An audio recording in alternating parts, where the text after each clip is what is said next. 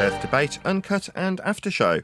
I'm your host Nathan Oakley, and if you are new to this channel, or you've not done so already, then be sure to subscribe, hit the bell notification icon and join button if you'd like to become a Nathan Oakley 1980 channel member and keep up to date with the Flat Earth Debate. If you would like to support the channel, there is a super chat that runs alongside each of these shows while they premiere. There's also a coffee, Patreon, crypto and thanks button in the info box below the video. Speaking of Patrons, I'm going to do a quick shout out to all of you who do support me on Patreon.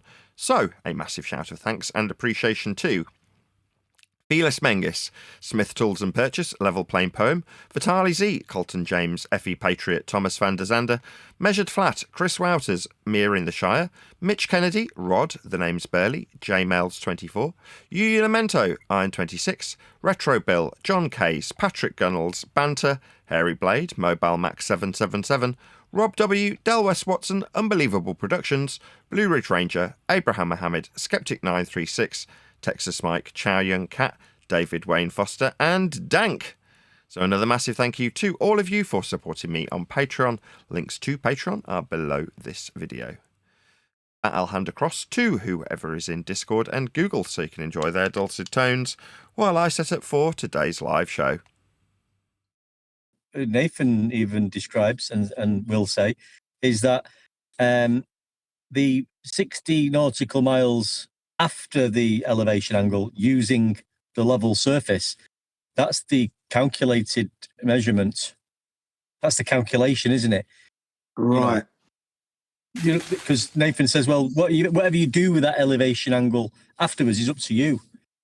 But you have used the surface of Earth with two GP points, the GP of the sun and the GP of the observer, had to be a horizontal level for the elevation angle. Now, they've given it a distance between there, 60 nautical miles per degree. So I don't know if that was, and we still get that argument now, don't we? They start talking about the 60 nautical miles per degree. No, that wasn't it. Right. That wasn't it at all. He was just insisting that it's not the ground, and that's not what the sextant does. It's an angle measuring device, but what you're measuring is not the ground.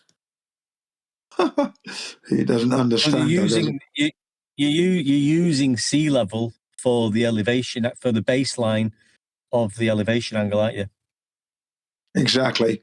That's what you said. Yeah. Listen, we're navigating the surface. It's the ground. It's the Earth. That's why we were getting so frustrated. And it was even after the show. It was me, Brian, Refracted, and Anthony Riley just would not have it. Like, no matter what we said. And his rebuttals were like lame. Like, what's wrong with you? Like, it's the ground. I think did he put it on a list or anything like that? You know what? I got a message from him. Let me go get it so we can be clear. Yeah.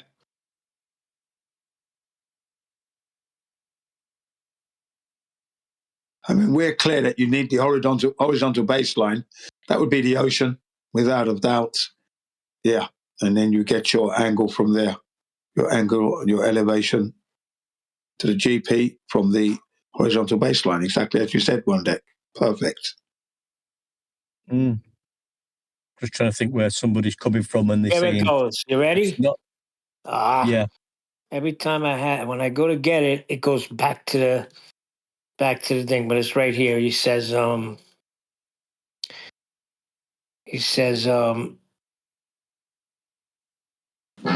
understand the sextant does not measure. I understand the sextant does not measure the ground. If you think it does, more fool you. Nathan muted me, interrupted me constantly, then accused me of interrupting him at any opportunity he could. Will now answer the next question because it kills his claim, and lied about me making a 180-degree turn as a distraction away from the answer. He played every trick. I don't want to get that. I want to get what he thinks it is. He knew full well that the mirrors demonstrate that the measurement is only angular and not of the horizon. It's with respect to the horizon only. Everything is done within the device. Nothing is measuring the ground. Even if you make the corrections, it still is not a measurement of the ground. He is conflating the applied function with the net result, exactly the same as the blurbs do with calculating the effects of gravity, and therefore it must be a force. Nathan is doing the exact same fallacy. You see, he doesn't understand. He just came in. This is way back. This is months ago, maybe even a year ago. So he doesn't even know what he's talking about at this point. Sounds like what's his name? AI with the algorithmic datum, right?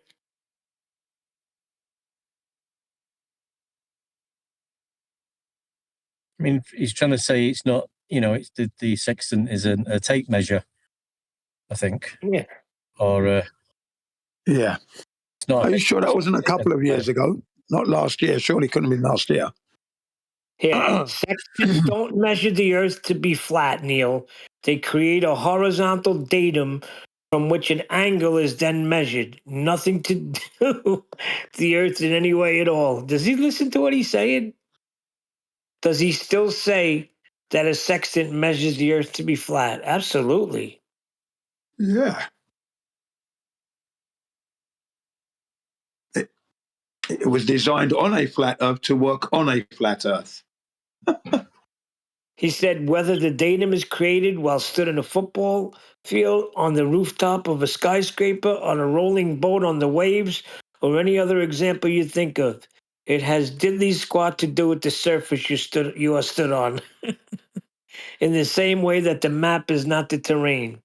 The created datum within a sextant is also not the terrain either. It's just a horizontal datum from which an angle can be measured. Yeah, along the surface of the earth. We're measuring the earth, Anthony. Yeah, Okay. I mean, the bubble sextant's not actually using. It doesn't work like the Marinus sextant, does it? Where you're using the horizon mirror and sorry, I'm going to sneeze, but yeah, even when you're using a bubble sextant, it's horizontal to the surface of Earth. Yeah. Okay, it has to be. That's why the bubble's in there to get that horizontality. Now, Neil, this what you just read, right? Was that from Sleeping Warrior? Who said that? Yeah, that's Sleeping Warrior. Right. Is this the Sleeping Warrior that had a argument with Bob Nodell on Bob Nodell's Yes. show with D Marble, and then what's her name? Cammy. Yeah. Cammy, right? Right. Bob Thank you, Nodell's Neil. wife. Yeah. And he told her to F off. Who's Peaceful Warrior? No, who's Peaceful Warrior? I think that's Sleeping Warrior. Peaceful Warrior is not Sleeping Warrior. No, Stephen Warrior had an argument with Bob Nodell on the show. D Marble was there, and Roxanne Glenn joined in afterwards. That's right, isn't it? Yes, that's correct. They had a falling out. Yeah, that's right. I was on that. I was there listening to that show, into that live stream. What was it about? Oh, I can't remember exactly what it was. I can't remember the exact details of that. But all I know is that Steve Warrior lost his temper, and D Marble was trying to get him to calm down. Yeah. And Bob Nodell says, "Well, you shut your effing mouth, blah blah blah," and then it kicked off for a little bit there. Yeah, see, but Bob Nodell wasn't telling me the truth either. He just threw it out there when I just got into the arena, and I was in the chat on one of his shows. He said something about Sleeping Warrior. He said, I don't know how you associate with a guy who cursed out my wife. And he didn't give me all the details. So when I went back and asked Anthony told me the full story. Well, just going back to I'll just give you the AI overview. A sextant does not directly measure distance across the Earth. Rather, it is a precision instrument that measures the angular distance between two visible objects. This angle is then used along with precise time and mathematical calculations based on a spherical Earth model to determine a navigator's position. Yeah, that's got to be. I guarantee if you look that up, that's been added in the last year or change. Yeah. They're doing it with everything now, aren't they? I'm finding the more, I remember searching 3 years ago, 4 years ago, and you'd be searching things and finding these things. But now they're always like, on a spherical Earth model over the curve. It's like, oh God, every response is throwing a spherical Earth model in there. Yeah, they're desperate. They're desperate. That's why they're doing it. Damage control, isn't it? They're hemorrhaging blood. Yeah. Yeah, it's damage control. They've got to do it because they're hemorrhaging now. Even the news reporters, they can't get the word planet out. Every time they speak about the globe and the planet, all the time now. Planet, globe, planet, global. Right, I'm going to be about 20 minutes late. I've got to run to the post office with a parcel, I'm afraid.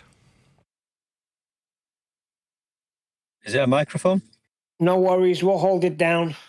Are you going to start the show first or when you come back? Oh, you can't start the show. It's not the after show. What am I talking about? Yeah, just we'll wait be till he here. comes back. We'll be here. We'll be here holding down the fort because, we look, Jen, I know you look forward to this day. This is housekeeping, man. Yeah, man. Well, there's something in that. I mean, I don't know too much about. Well, just go back to this then. So the sextant, what I've just read out, the angle is then used along with precise time and mathematical calculations based on a spherical Earth model to determine a position. Now, I've heard some. What are some people saying about this? Hold on, before you go on, one deck, before you go on, what is a sextant?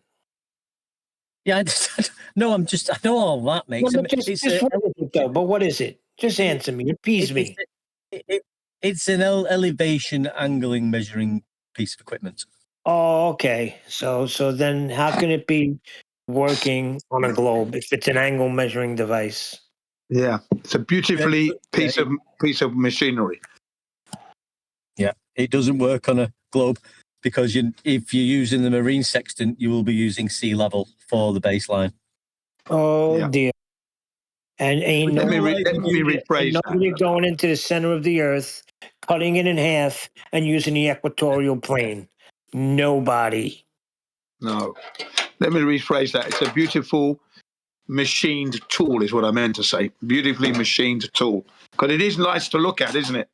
Isn't it? Don't you think, the sextant? Yeah, I saw an old one time I was getting my car fixed. This is when we just were getting into, the sextant and what's his name? 10th Man was breaking it down. And I had to get something done on my car. And this guy had I didn't even know what it looked like. But for some reason, I was like, that's a sextant. And I asked the guy, I said, is that a sextant? He said, yeah, it's an old sextant from the 1930s. I was like, wow. And even that old one, dusty and everything, it was beautiful. Yeah. You can pick them up quite cheap, I think, on eBay and that. Yeah, you can get them cheap now. You know what else is a beautiful device I found under a deck doing a job? A freaking sundial. Oh, yeah, they're nice as well. This guy had a brass sundial. I think maybe the circumference was about, let's say 4 foot around. It was just beautiful, man. With that, and you know right away what it is. You're like, that's a sundial. Nobody has to tell you.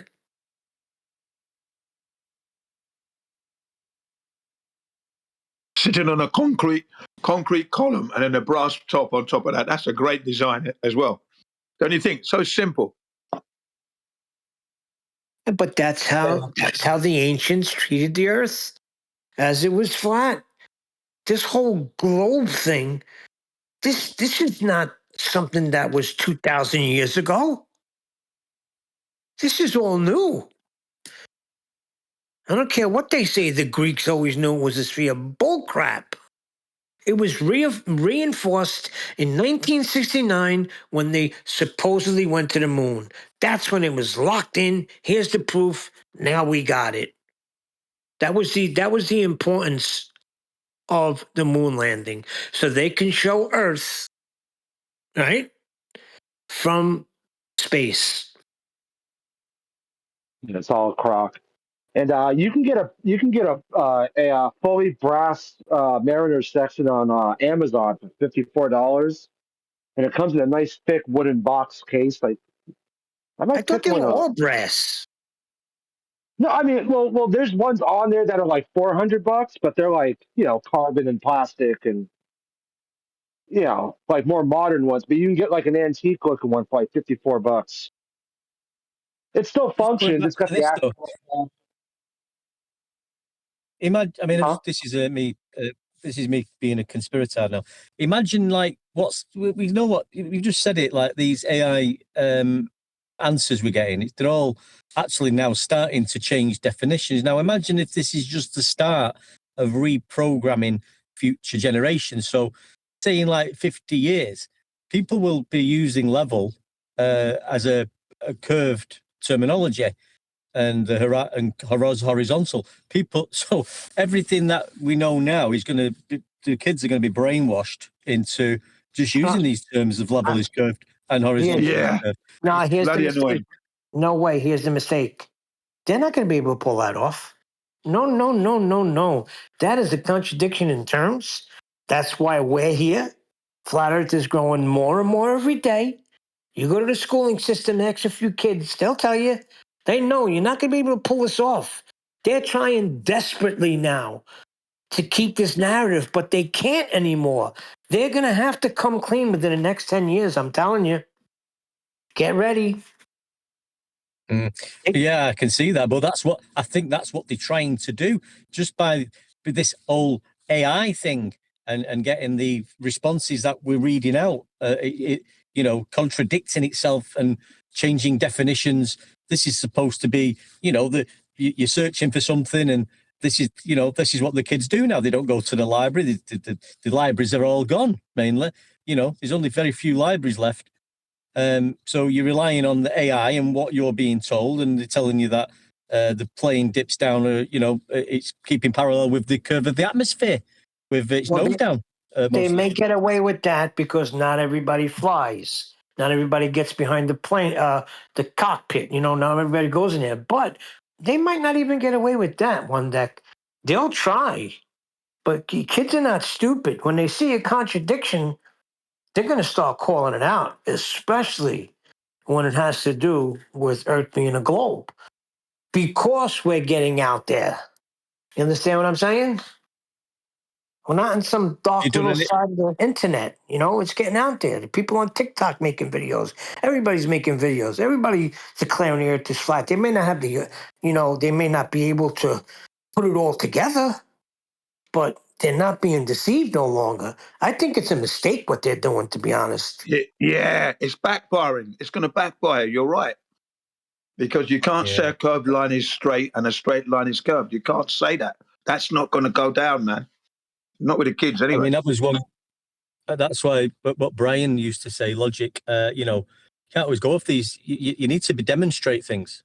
So it's all right saying levels curve, but you demonstrate that in physical reality. You can't. You've got to be able to demonstrate things.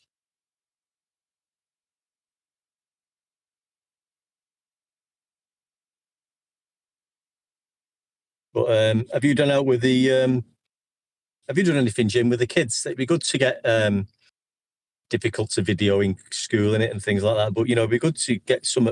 Show what what you've spoke about and what you've done with the kids drawing the horizon and stuff like that. Have you got any? You should put something together. Yeah, I could put something together, but I wouldn't be able to film them doing that because, again, that's their privacy at school. Yeah. That would never be allowed. I want to see Jin do the Alberuni. I want Jin to do the Alberuni with the kids. Say, all right, kids, we're going to show you how Alberuni measured the Earth. And just go through it like he did. I guarantee they'll be like, it's flat. Yeah. Yeah. They seem to know that the horizon is dead level, though. They know it's not curved because they did laugh at my attempts to do this curved horizon that I Yeah, did. you're the only one that didn't know that, Jin. What the heck's wrong with you drawing a curve for the horizon? They picked right Yeah, up on that, didn't they? they picked it up immediately. Even the teacher was laughing as well. Well, it's funny in school because you could go into one lesson in school and doing mathematics or whatever and learning what an angle is. Yeah, two straight lines. Yeah, And learning what an elevation angle is. Yeah, to the sun, measuring elevation angles. And then you pop into the next, you go for a break and you pop into your next lesson, geography, and they're talking about Eratosthenes, how he measured the circumference, and they're showing you how he was measuring an angle, which is something you've just learned in your other lesson, which isn't curved. It's two straight lines. So, from one lesson to the other lesson, it's just a big contradiction error. yeah, absolutely. And in every class that I did that, got the kids to draw this horizon. In every class that I did, every class they laughed. They laughed, giggling and sniggering and that. And then I asked them, "What are you laughing at?" What are you laughing at? And they're laughing at my curved horizon, saying that I was absolutely wrong. It's not curved. Jin Sensei, it's not curved. It's level. You're wrong. And then when I pointed to the globe, and they were living on a globe. That it's like a Mike Tyson punch. Stop them dead in the tracks. You understand? They weren't laughing then. They were thinking. And in a classroom, when you have them thinking for like even 40, 45 seconds to a minute, that's a long time of silence. Yeah. So I proceeded to rub my picture out. And I said to them, "Yeah, you guys are right. I was wrong." Hey. Yeah. The horizon is level. Yeah, they tell us it's this shape, but you was right, kids. It is level, and everything from now on in your life, if you're dealing with, you may become an engineer, you may become a surveyor, you may involve surveyors. You may meet them and partake in what they're doing, but everything from this day forward will be treating the Earth as you've just described it as being horizontal and flat, not like this globe that you're being told it is. That they don't deal with it that way in any aspect. Nothing can be Engineering, accomplished navigating. on a globe. Engineering, exactly. You are not building cities that stretch from one side of the land to the other side of the land on a sphere. Look at Manhattan. You are not doing that in a globe. You would see where they would have to level off the buildings. It's not. You look down Park Avenue, those freaking buildings are on a beam right down, straight as can be. Like you walk and you get a side view of the buildings, they all come perfectly out a certain amount, and it's just straight all the way down. Now, if you're building on a hill, as you go over that hill, you'll have to build it up, build it up, build it up. And then on the opposite side of it, crank it down a little bit because you're on a freaking hill. You're on a ball. Yeah, You don't see that in any buildings. you're definitely going to need a curval for that, mate. Exactly. It's like And your it's clock. insanity. You need a curval, a glocks, a glum. What do we call the other thing? Instead of a A, plum, a glum. a globe bob and an extending tangent line, never ending it. Yeah. Yeah, but it's silly. I mean, you would think that.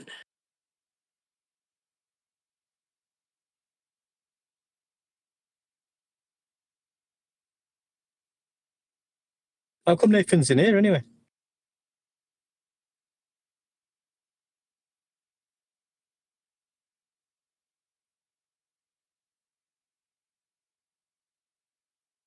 Yeah, one deck. I think he's doing something, and then he'll be back. He'll rejoin.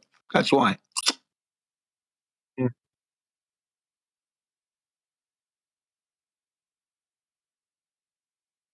Oh yeah, yeah. He's always in here. It's just that I thought he wasn't. I thought he was coming in here instead of the Teams, whatever it's called.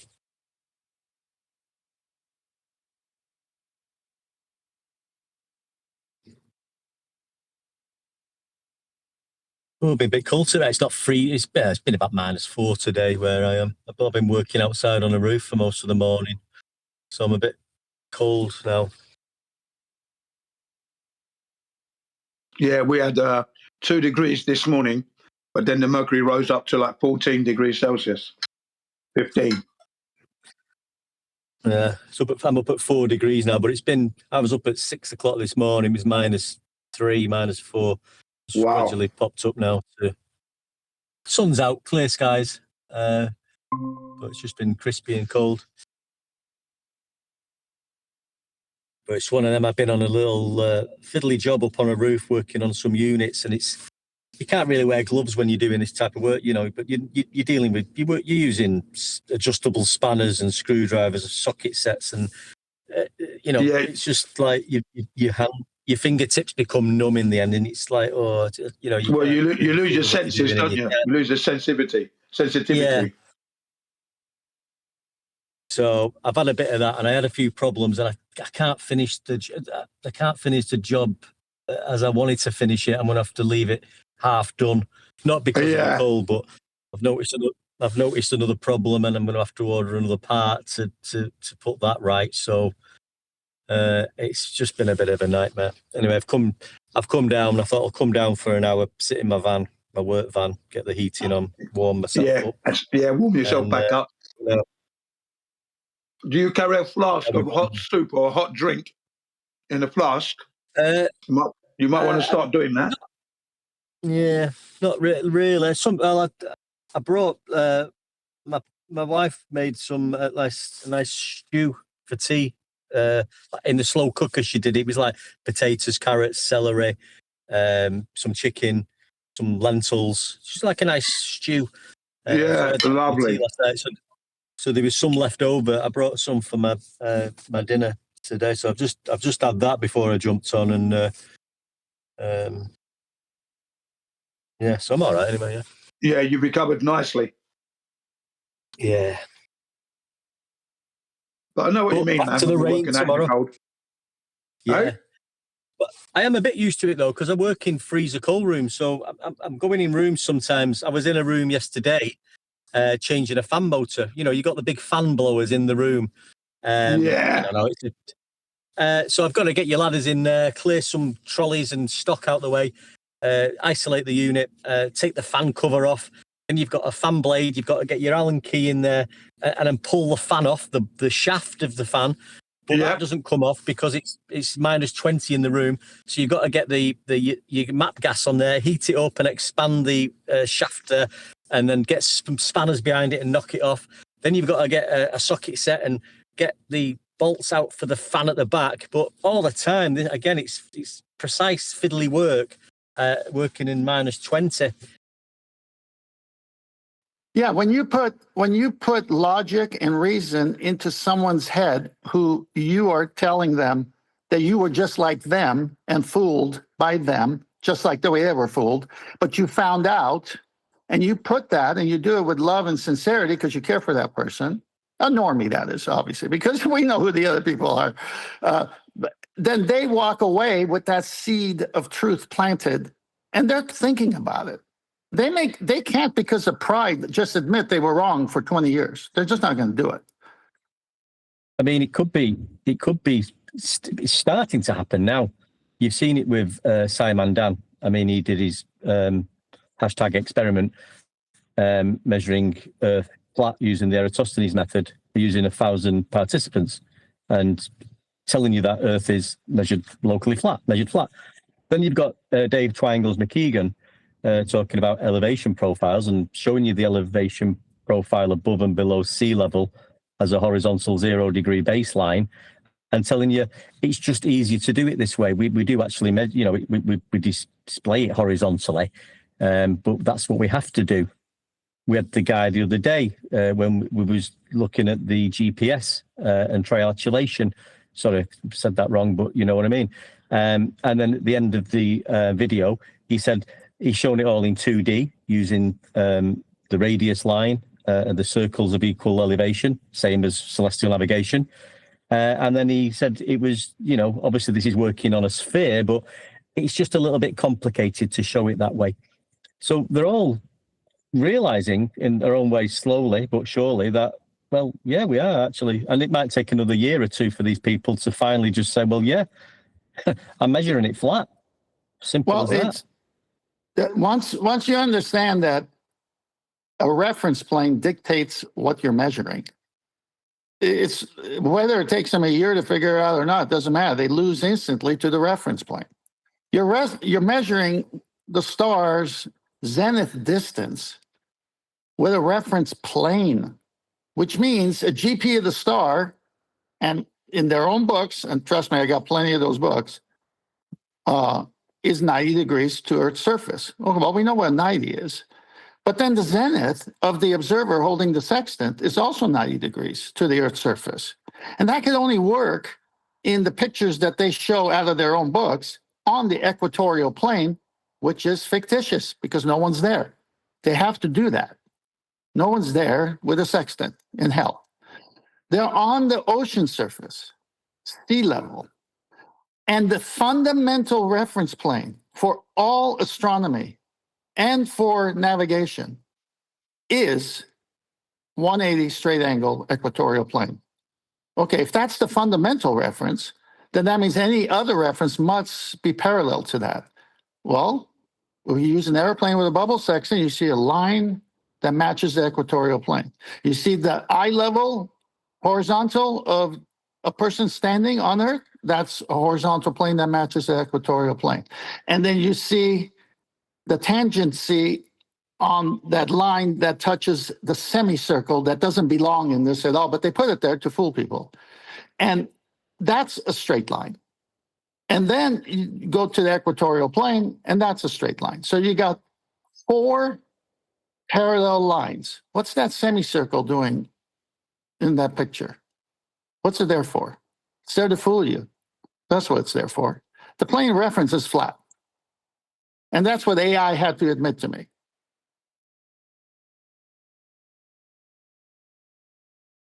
Yeah, well said, mate. Yeah. But I've been saying even the tangent line, you're getting into that is just a mathematical concept. I've been saying AI, this now. AI admitted to that. It's nothing. Nobody carries a tangent line around with them and uses it. It's used in computer programs, calculus. It's not. That's where the word tangent line comes from. Tangible. It's not tangible. You can't touch it. It's not physical. You're not using one when you're out at sea navigating.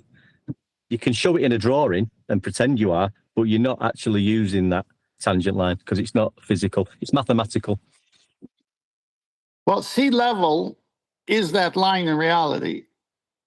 They put the semicircle to make you think it's a point, a local only.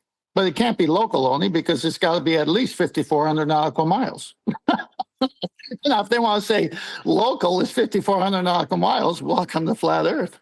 5,400 nautical miles of flat? Oh, no, dear.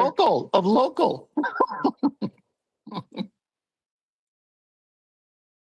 Yeah, AI admits that it's all mathematical. Even I got AI to admit gravity was mathematical.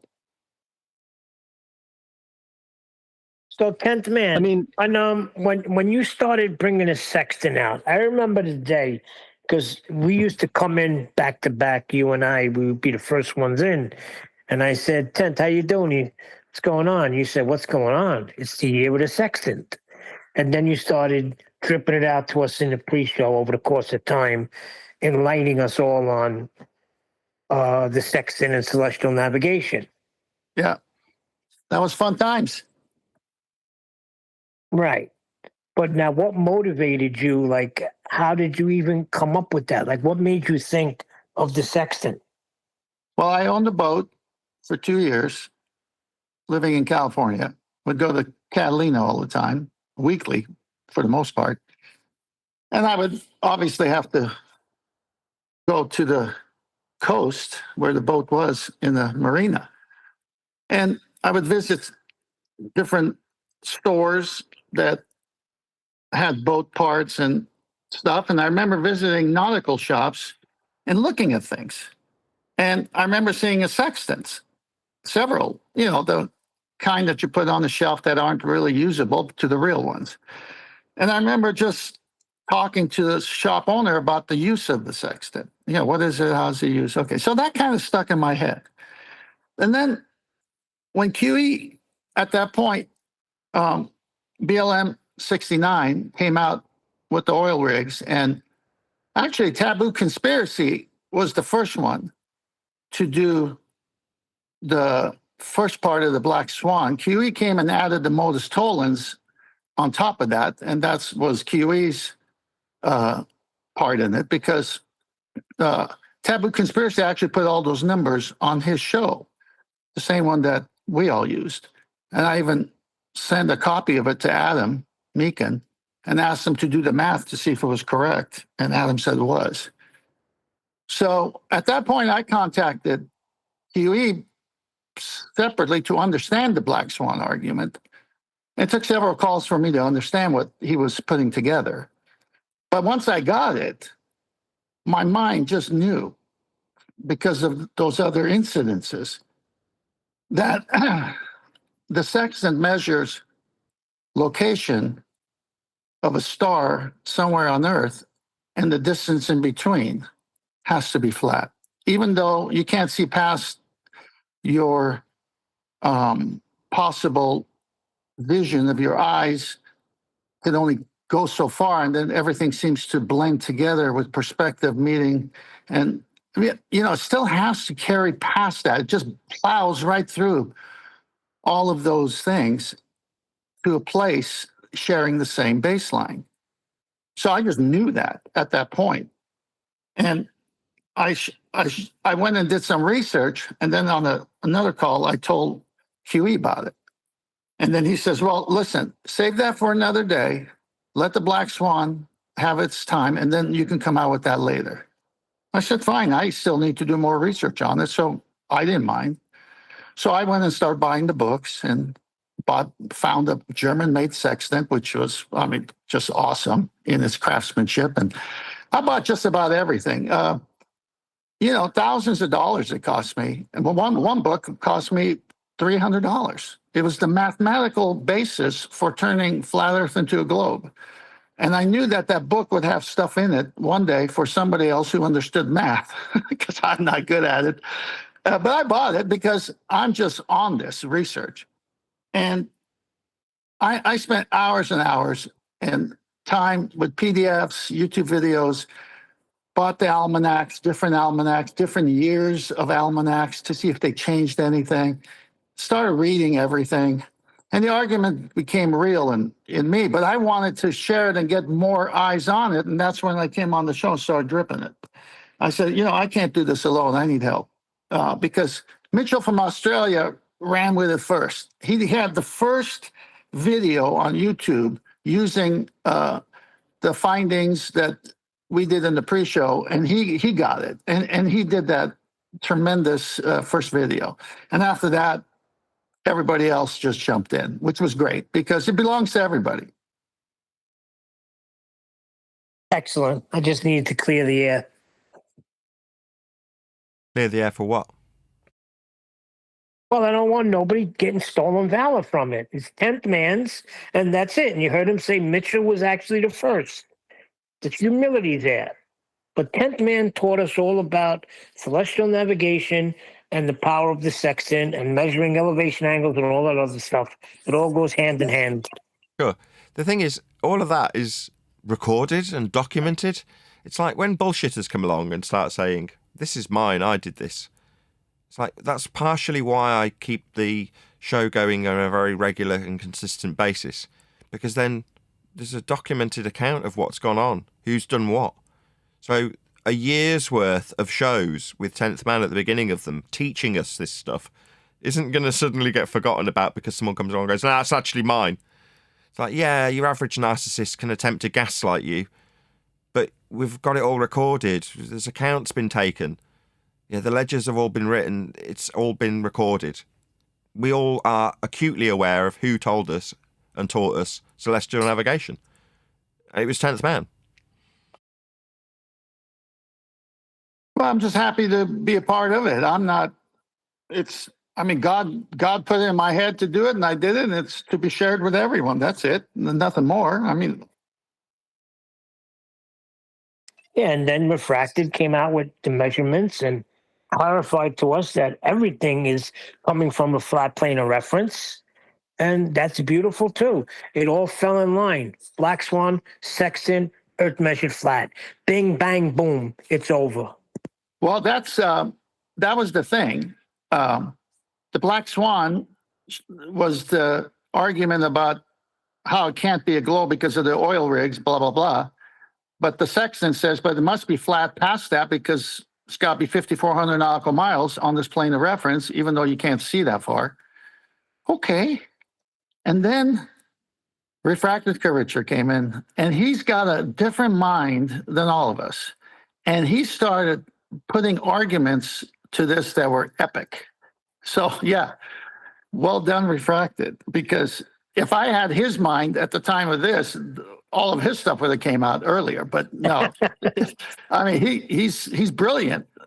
I just love the way he gets right to the point and turned his kitchen into a globe. Amazing. Bunk and debunk. Yeah, but that's the proper history of it. And it is all recorded. Thank you very much. I remember him going McToons and saying, I'll give you every argument for the globe. Oh, yeah, he But it's conceded to everything. But it's still measured flat before you get that mathematical globe. Oh, that was great.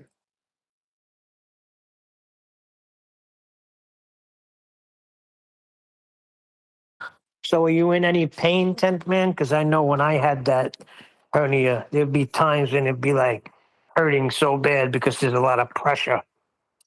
Oh, yeah. You got to be laying down for it not to hurt. And you can't stand up too much. But I bought a belt. So I wear the belt when I have to go out. And they have different pads you could put there to push on it without you using, looking like Napoleon all day. And the funny thing is, I didn't know what it was until you got one. Then it's just a tear in your stomach lining, and your intestines are coming out, basically. Yeah, that's why I went from a piano to an organ. It plays some tune, though, huh? Oh yeah.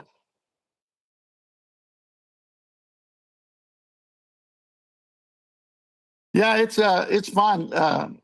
The measurements is where the seed is to be dropped into people's head. Hey, show me how they measure Earth as a globe. Show me all the illustrations, and I'll show you parallel lines. That's what one deck's been pushing. If you go to Al Baruni, just use what he's doing, and he's demonstrating how Earth is measured flat as he's asserting that it's a globe. Yeah, well, he has to use sea level as a reference plane, and he does. Yeah, I've always found it. Their globe evidence is really good flat Earth evidence. So just let him use that, and just pull them up. Just tell them where the horizontal baseline is and sea level, and how they're measuring elevation angles, and using depression angles from eye level to surface level. What? And, yeah, that's all it is that space in between. But the space in between, you see that the eye level is a straight 180 angle, and the tangent plane on top of that semicircle that doesn't exist in reality is also 180. And so dip is really the in-between part. But they both are parallel to one another, which means sea surface is parallel. Because we know water, the properties of water, it doesn't bend. Water at rest is level. We use it in levels, and the bubble section in the airplane at 30,000 feet is using water. So you're telling me the water that's used at 30,000 feet in the tool is going to behave differently than the water used on Earth? No. How do you like the route we've been going with using regular normie videos of guys just like surveying and just going through the routine the way they go through it, and they just demonstrate over and over again how they measure Earth flat. That's what we've been doing lately, and we find it keeps Nathan nice and calm. Yeah, that's important to keep Nathan calm.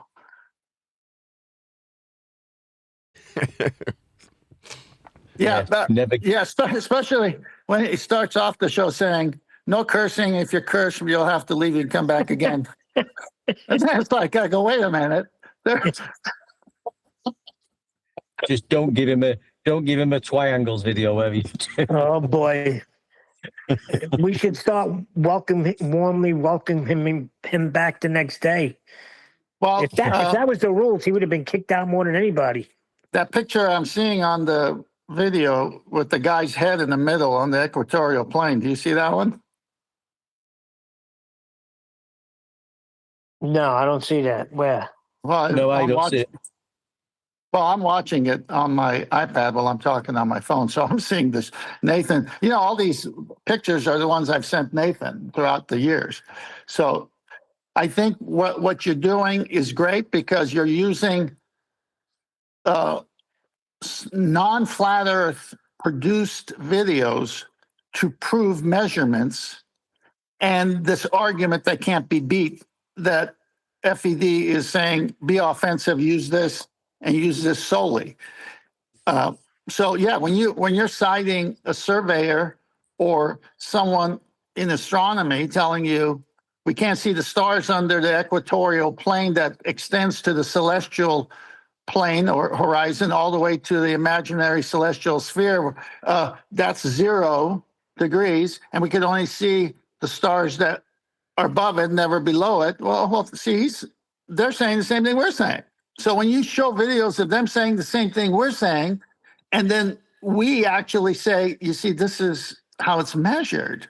And then they put that semicircle to make you think that it works on something like this, but it doesn't.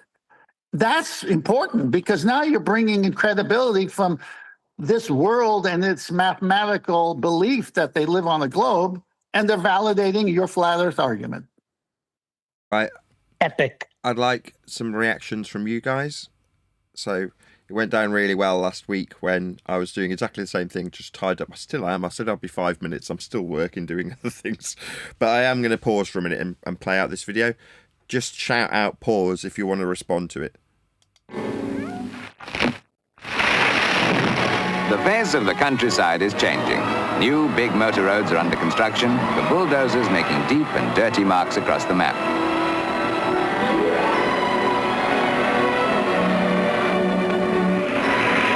What are the map makers doing to keep pace with these breathless changes? I think this is a very bang up to date. I think this was only filmed a couple of weeks ago. Well, here's an instrument that actually put them ahead of the motorway engineers, the tellurometer. The tellurometer is a very modern device. 2022 release date, I believe. It works like an echo sounder, sending out high-frequency signals, measures distances of 30 miles. With it, 4 men measured a 6-mile baseline in 2 days. Did he say it measures distances? Yes. Oh, dear. Is that a horizontal signal? Yes. Oh dear. It works like an echo sounder, sending out high-frequency signals, measures distances of 30 miles. With it, 4 men measured a 6-mile baseline in 2 days in a job that took 42 pre-war surveyors nearly a month to do with the old tripods and steel tapes. Wow, it used to take a terribly long time to measure a baseline, did it not? I was going to say that'll be a horizontal baseline, no doubt. Yeah, Yes, that's that's a big- correct. Miles. Tally ho. Tally-ho.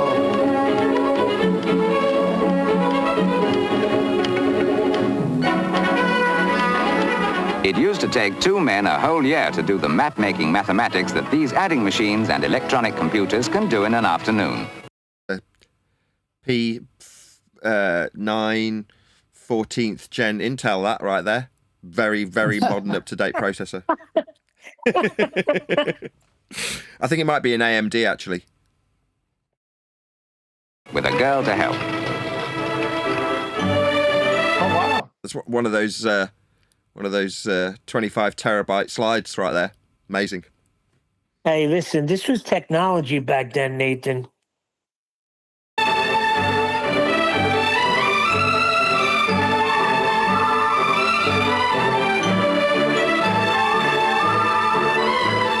You know how you can take 2 flat snapshots and look at them through a gadget that turns them into 3 true life dimensions, stereoscopic vision?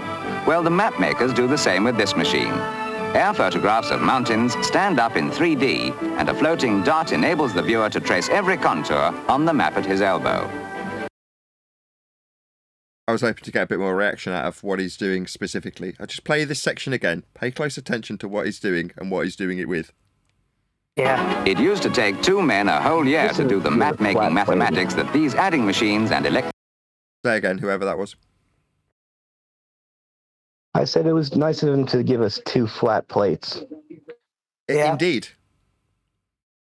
electronic computers can do in an afternoon, with a girl to help. Right, so he's holding up this plate. Okay.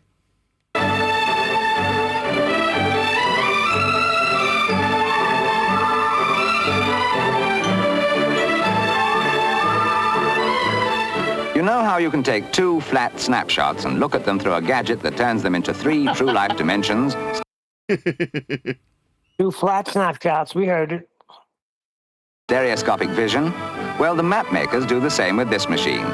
Air photographs of mountains stand up in 3D, and a floating dot enables the viewer to trace every contour on the map at his elbow. Stereo plotting has made mountains into molehills as far as the hard grind of map making is concerned. Get away from it. How come they're not doing it on a globe, though? Because Earth's No, measured that's flat, Neil. later. That's mathematically a derivation they add later. Oh, dear. They're basically just doing an elevation profile, aren't they? They took the measurements with the horizontal beam they was measuring. They put it on a flat plate for the 0 degree baseline, and then they're going to be adding in elevation profiles above it and below it, like mountains and valleys.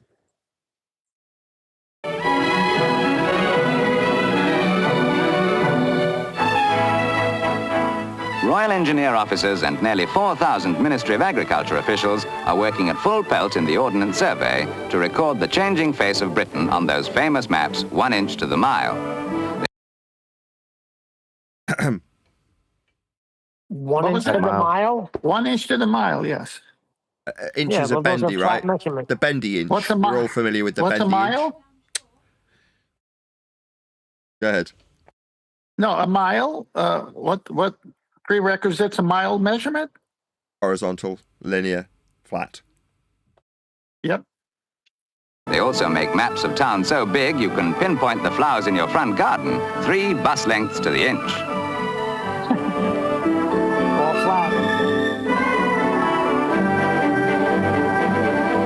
Here's how they get those squiggles which show you the height of mountains. Draftsmen trace the lines the stereo plotters made on wax-coated glass, a process known as scribing a mold. Glass is famously bendy, right? When they make glass, when they float it, right? Climbing these hills would be much less work than drawing them so accurately. On a flat plate with a flat stereoscopic system with axes that run into flat dimensions. Yeah, it's all flat. Don't say 90. The hand-drawn maps are photographed, and from the negatives, a whole series of zinc printing plates are etched out. There's plenty of room for a dicky bird to fly out of this camera, and plenty of time. What a turn of phrase. There's plenty of room for a dicky bird to fly out of this camera. Of course. Yeah, that old English delivery was really good. Exposure takes 3 full minutes.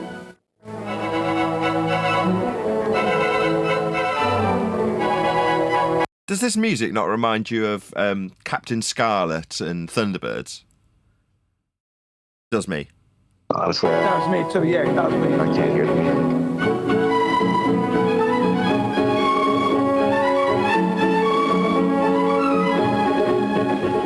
The printing stages are almost as complicated. Each time a sheet goes through these presses, 2 colors are printed. The ordnance map has 10 colors, including the novelty of mountain shading at the end of its 5th trip between the big rollers. Britain has led the map-making world, pioneering almost all the new processes.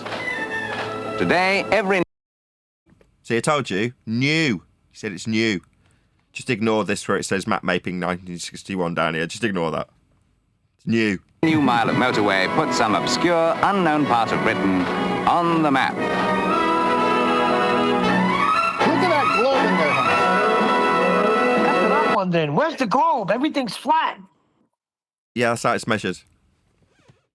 With respect to horizontal, like from sea level, the heights of the mountains, the depths of the valleys, all with respect to a horizontal plane of reference as 0, measured with an average from the sea, known as the sea level. Yeah, By the Hello, way, Chocolate. that sea level extends all the way to the imaginary celestial sphere as well in their world.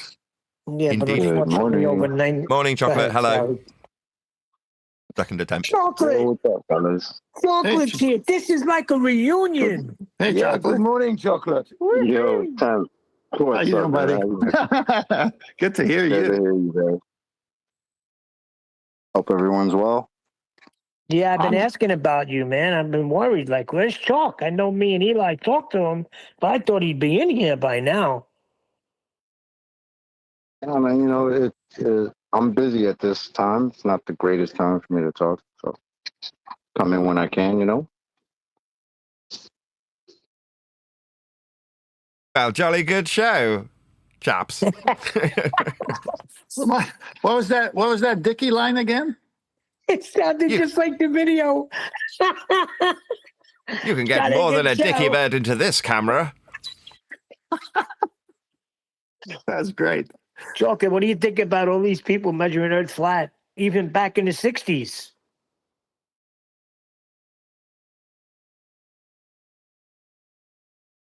What'd you say, bro? I'm sorry. I heard you. I was saying, what do you think about this video? Everybody's measuring the Earth flat, but still 90% of the world thinks we're on a globe. What's going on here? Yeah, the brainwashing is good, man. We're big in that. Right, on that note, I'm going to round out this live show. So, first and foremost, a huge, massive, enormous thank you to both Discord and G Plus panels for making today's live show possible. If you're watching this on either Nathan Oakley 1980 or Nathan Oakley premiering streams, then stay tuned, as there will be an after show to follow. What's up, Jim? How you been? Yeah, nice one, Chocolate. Long time no hear. Jolly Yeah, good bro. show. Oh boy. That's cool, That bro. was Good to hear that was Jin's buddy Tonic. Yeah. Jolly good to hear. Cheerio, It's really- cheerio. you. Yeah, This it's really is good to why- hear your voice anyway. Nice to hear you back. Always welcome to the, always asking about you, but yeah, everybody says you're busy. Well, nice to hear you that got a free moment to join us. Thank you. Well, you know, around the holidays, chocolate is sought after by many people. No in your mouth, not in your hands.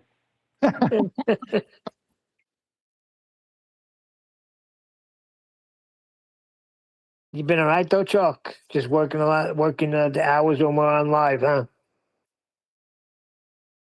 Yeah, it gets a little bit, especially with the holidays and shit, it gets a little bit crazier at this time.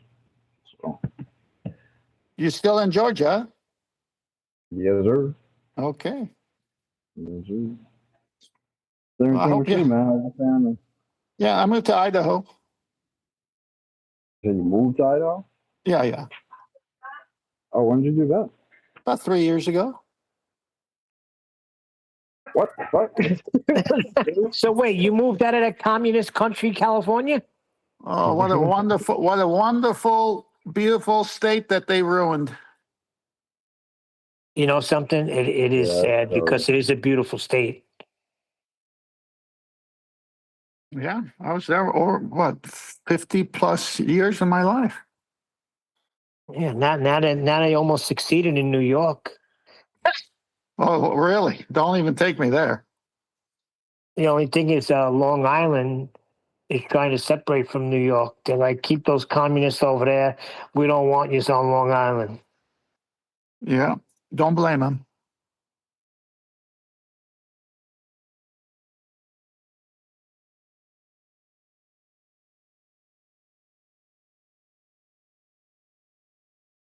Well, it's a good show. Well done, you I lot, was hope. keeping the fort down while I was doing Yeah. other things. Yeah, well, I was hoping you were going to share another little tidbit, but I guess nothing's ready.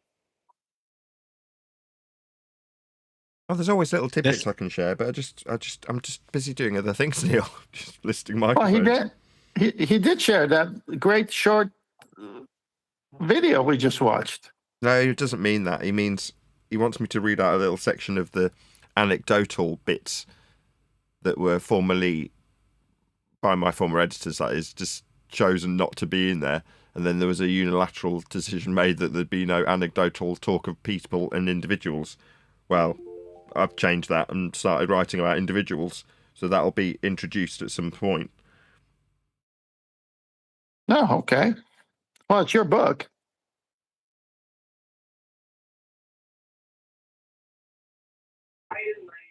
I take it that situation hasn't improved or changed in any dynamic. What situation? The book situation. That's going along nicely. I've just got a new editor. That's all that's changed, really. Oh yeah, who's the new editor? My wife. Oh, Paul. That's cool. Yeah. That's pretty awesome. Well, that's good to hear. Good stuff. Yeah, until 3 months she decides it's her book. I put into one of the little sections, mainly specifically talking about Bob. And at the end of the section, I added the poem that I wrote. So I just read out the section that leads into it. A notion taken directly from another character called Theoropothesis. This getting interwoven with the anti-globe rhetoric being drummed into people who thought they were being taught about Earth being flat. At its peak, I wrote a poem about said nonsense waffle.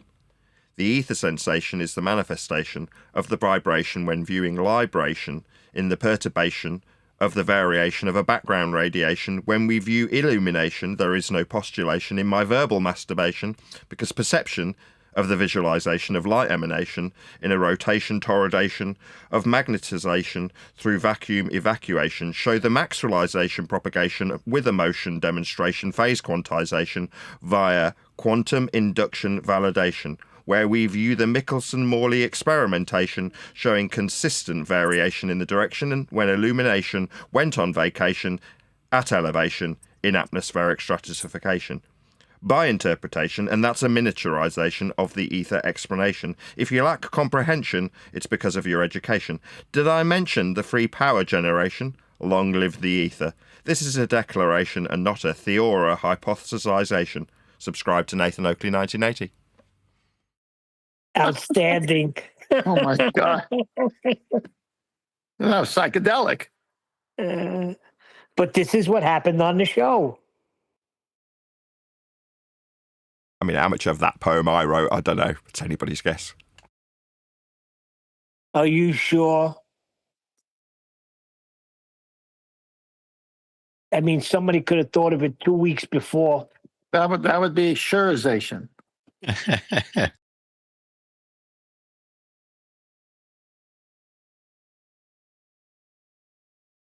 Chocolate hasn't been in here. It's a sad turn of events, Chocolate, but we're moving forward.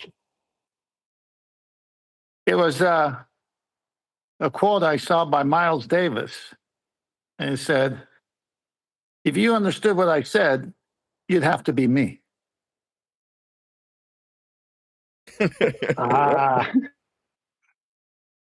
Very droll. Miles Davis.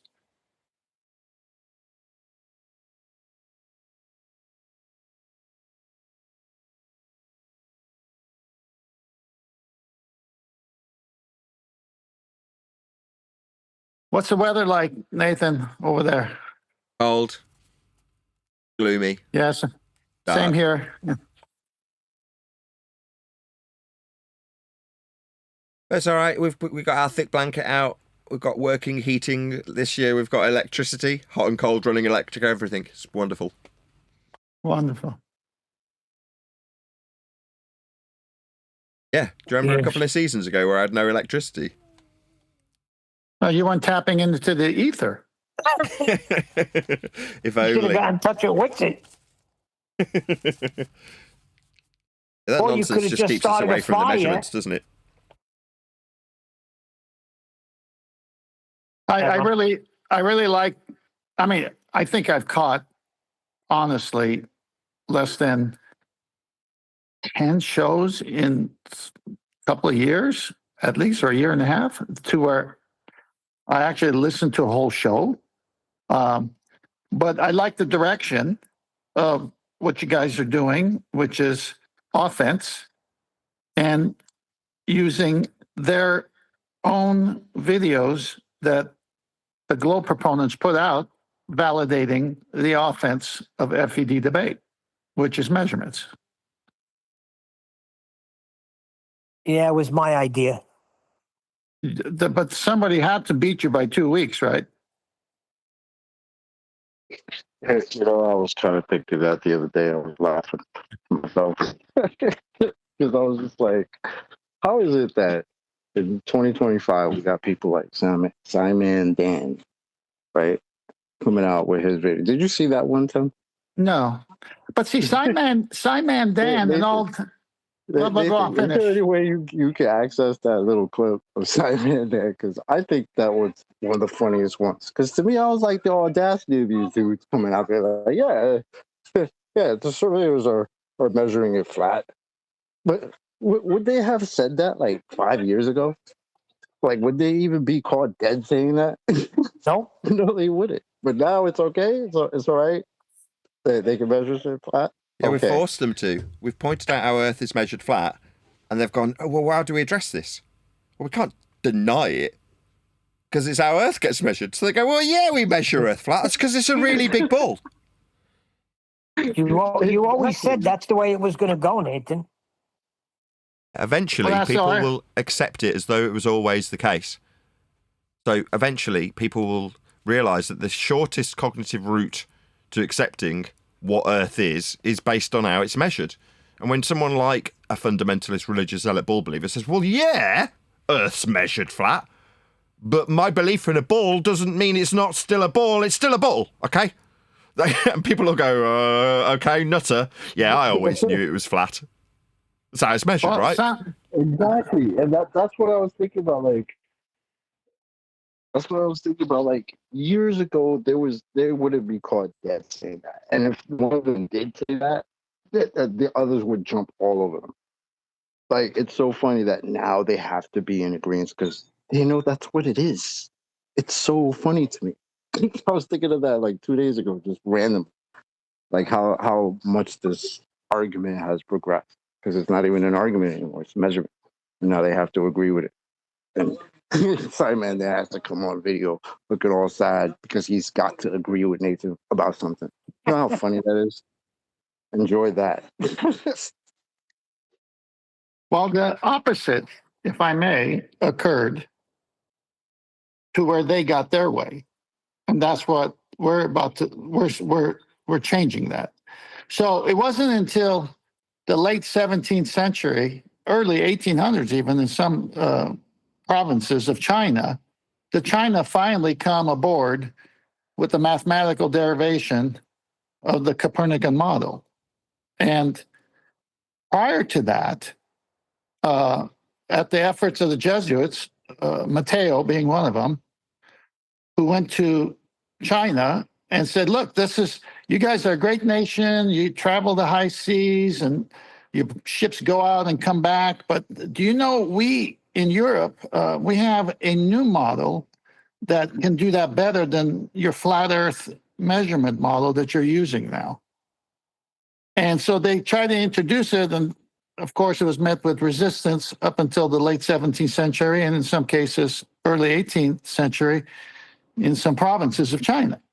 So who was this person who had to fight all this? Well, they looked at their navy, Admiral Zheng He, and his famous 7 voyages with thousands of people and ships. It's amazing how Europe and everybody else mathematically was on the globe, and yet China was traveling up until the 17th century with flat Earth. And it was all working out. Yeah, because it's flat. Or you can model it as a roast chicken. Yeah. It's not that you Or can model globe. it as it's my rhetoric with the roast chicken is to say it's something different because I use it today. You don't have to declare that Earth's not a blancmange, do you? Nope. Right. Now, if you say, well, yeah, but everyone around me thinks it is a blancmange. Like, well, everyone around you is a nutter.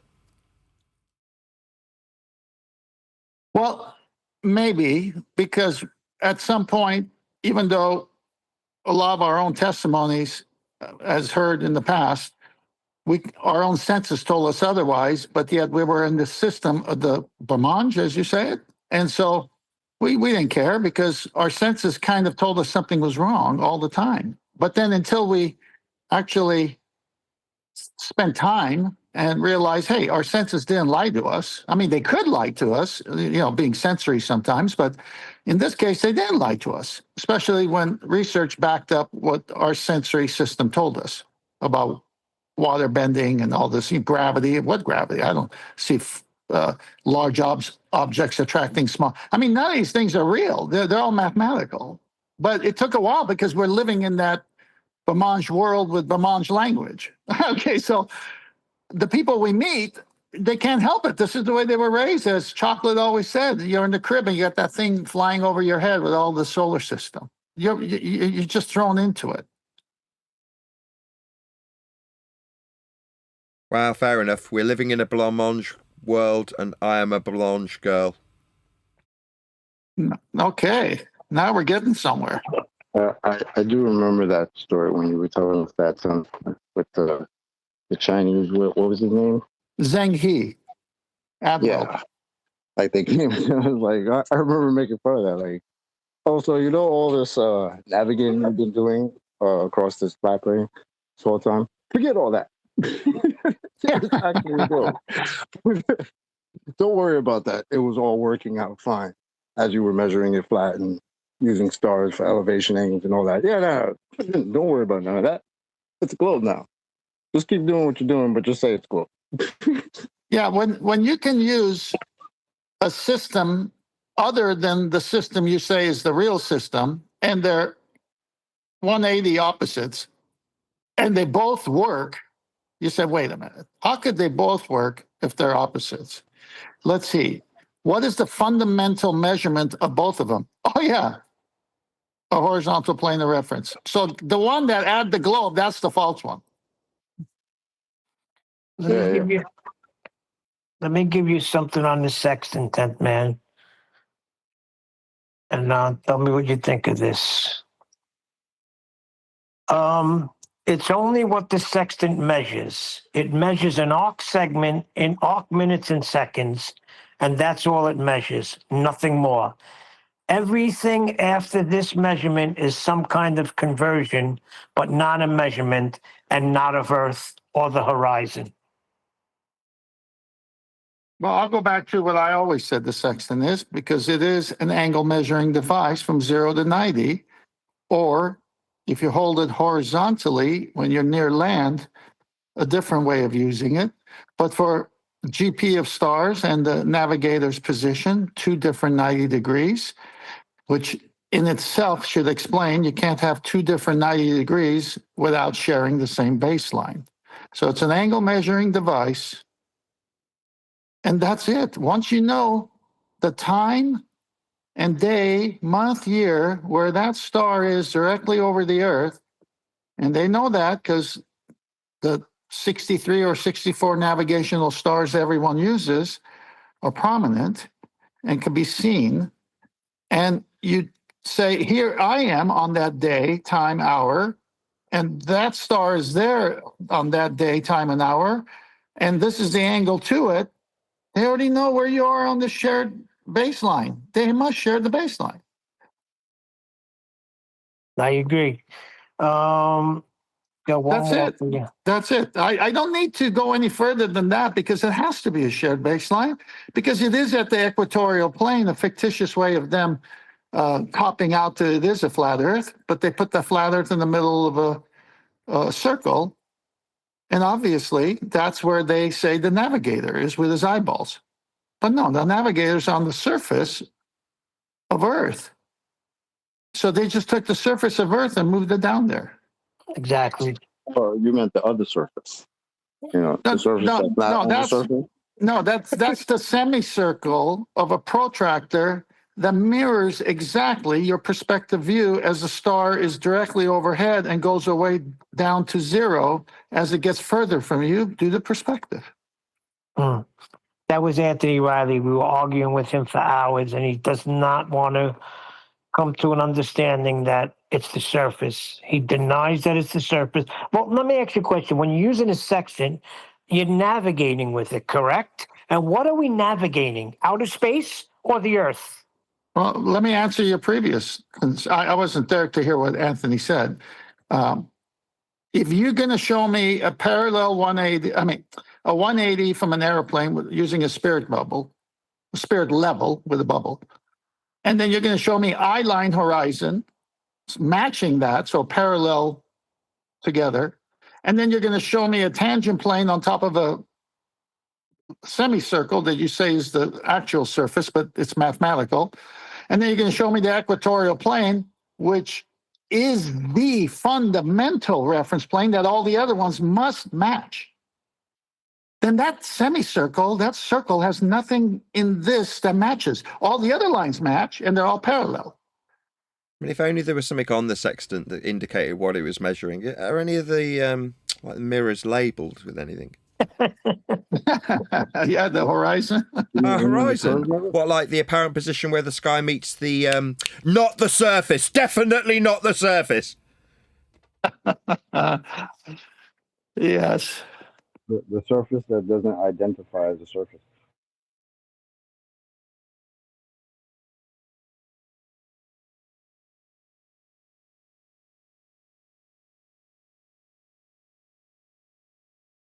Yeah, I don't understand what the issue is, but yeah, what are you going to do? Some people, it's going to take a while to understand it, I guess. I don't know. We were spoiled. We had you every day leaking it out to us daily. Well, it's a lot easier now. I mean, that was a lot of work. That cost me money and time. Now it's just real easy because with the help of everybody else who chipped in with their brain power, we've got it down so tight. Earth is measured that way in everything, whether it's surveying, building a house, it don't matter. It's all measured that way. And then whoever wants to argue about that is going to get a headache. Who's going to argue? The opponents are saying the same thing. Yeah. That's unfortunate for them, but they've been saying it from the beginning. Where's the curve, guys? Oh, the Earth is too big to measure the curve. They've been saying it literally from the beginning. Yeah. But the methodology, 0 to 90, which they agree to, the methodology of a baseline, a GP and observer sharing that baseline, they have to agree to that or else sextant can't work, says that's 5,400 nautical miles that has to be parallel to a baseline. Well, those are those 4 parallel lines in all their illustrations, the plane in the sky, the eye level of the observer, the tangent plane on the semicircle that doesn't belong there, and then the center of Earth, which is really the surface of Earth, moved down there, and then the arc of the protractor put on top. And then what they've done is they've put the star and the observer in such a way to where it comes down to one point. rather than 2 points, which is the GP would be 190 and the observer would be the other 90, sharing the baseline, creating the astronomical rectangle as we see in those other pictures, an inverted right angle triangle as well as a normal right angle triangle on the surface of the Earth. When they both are put together, you have the astronomical rectangle, the box. But they put a curve to it because they got to lie, and they label it 90. Well, 90s don't curve. Yeah, well, we have to do spherical trigonometry. Yes, after the initial measurements of planar, which means you mathematically created the globe, which is what they've done. It's just mathematical. It's not real. What was it? What was it that guy said? The geometric horizon only exists in the where? In the math? Thanks, Rumpus. Appreciate that. My goodness, some good lines. You can measure up to 5,400 nautical miles, but also you can see the curve at 3 miles from the beach. Yeah. It gets worse than that, Chocolate. It gets worse than that because if you turn around as the sextant operator and you do the other 90. These guys, Listen, if you turn around, if you dare turn around and do the other 90, that makes the 180 baseline. You have 10,800 nautical miles of flat shared baseline. Not the ground. But also Nothing to do with the surface of Earth. Sorry, one deck. I'm having fun. Well, you go for it, Chocolate. Go ahead, Chocolate. I want to answer one deck. No, I'm good. Okay. So No problem. so when they say nothing to do with the surface of Earth, I go, then why do they in all their drawings show a 180 straight baseline being shared all the way to the celestial sphere, which is imaginary? Oh dear. Yeah, I love it. I love that. That celestial navigation, that what you're explaining. Yeah, 2 points along the sea level horizontal line. Yeah, in the region of 5,400 nautical miles. You know, what's not horizontal and level about that on the surface of Earth? Please tell me. When they say locally flat from now on, just say, yeah, as long as that locally flat matches the methodology of the sextant, which is how we measure the distances between the star's GP and the navigator holding the sextant, that would mean from 0 to 90. So directly overhead, well, you're right there, or as far away as 5,400 nautical miles being locally flat. Yeah, I agree. I remember the day when you broke down the circles of equal altitude. It was so riveting when you realized how much flat Earth there is when you do that. It was amazing to me. Amazing. Well, that's the whole circle. time. It's in the language. Circle, 2-dimensional, equal elevation, altitudes. It's in the name. And so then all they did was say, well, these are latitude lines, and they mathematically put it on the semicircle and fooled the world. Yeah, Nathan does a good job of always bringing it to what that word means. Circle of equal altitude. Words mean things, and we're about defining words in the Socratic method. So what's equal mean? What's altitude mean? And why do you think it belongs on the semicircle when the measuring tool can't get an accurate measurement unless it has a flat baseline? Yep, that was eye-opening for me. But see, that's enough for us to just be happy with it. You're not going to convince the world who doesn't want to be convinced. As long as we know what it is, that's good. So you start off with a flat baseline, insert math magics, all Earth confirmed. Yeah, because when I do that presentation, which is going to take a while to put together, it's going to probably go 3 days, if not more, of an hour show.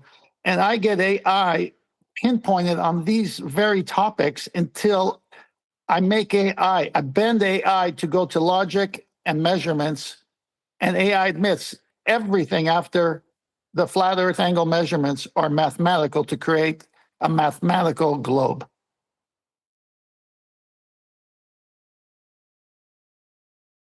Can't wait. I mean, even the WGS 84 World Geoid 84. I've had that conversation with AI about that, and well, you don't even have to have the conversation with AI. You can just read about it, and they'll tell you it's a mathematical model. They've just decided to use this mathematical model. Yeah. So with all the measurements that you take horizontally and level, then it is put into the WGS 84 model. It's calculated into that model, and they'll tell you that they'll tell you that point blank. They don't hide it. They'll tell you it's a model, mathematical. You got to be careful with these acronyms. WGS 84. I'm thinking you're talking about one of Nathan's mics. The WGS 84 is an outstanding dynamic cardioid with an XLR socket in the bottom, actually.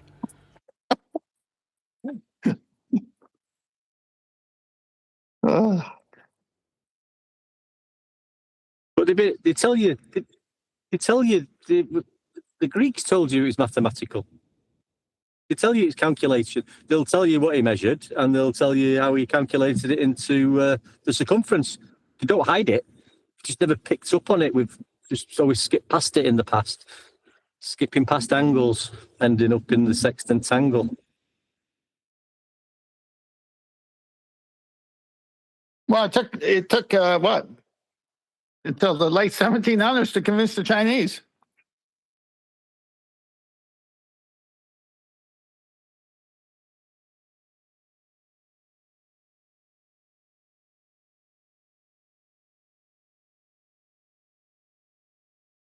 It's almost like the math here in the States before it went metric.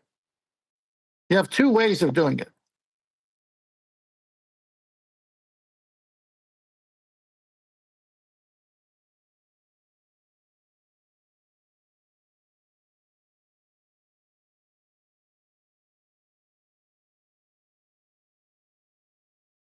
Yes. But the actual math doesn't contradict. Just two ways of doing it.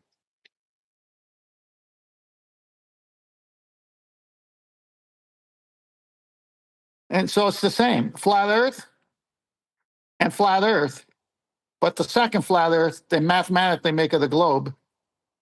And the second version that says it's a globe has to use the basic math of flat Earth.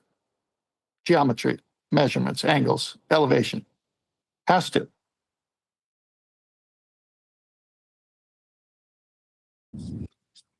It's almost as if the globe was flat and it was measured like that. I love it. I love your poems. Cheers for that song as well, man. That was great. Really, really enjoyed it. Nice one, Seb. Oh, your ode to Yeah. Hey, Nathan, play that one.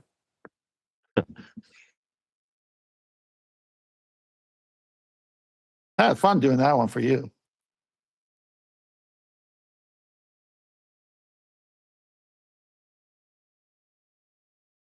Yes. You have it handy to play it? Do I need to what? Sorry, I'm not paying attention. I'm just doing other things. I'm really sorry. What did you want me to do?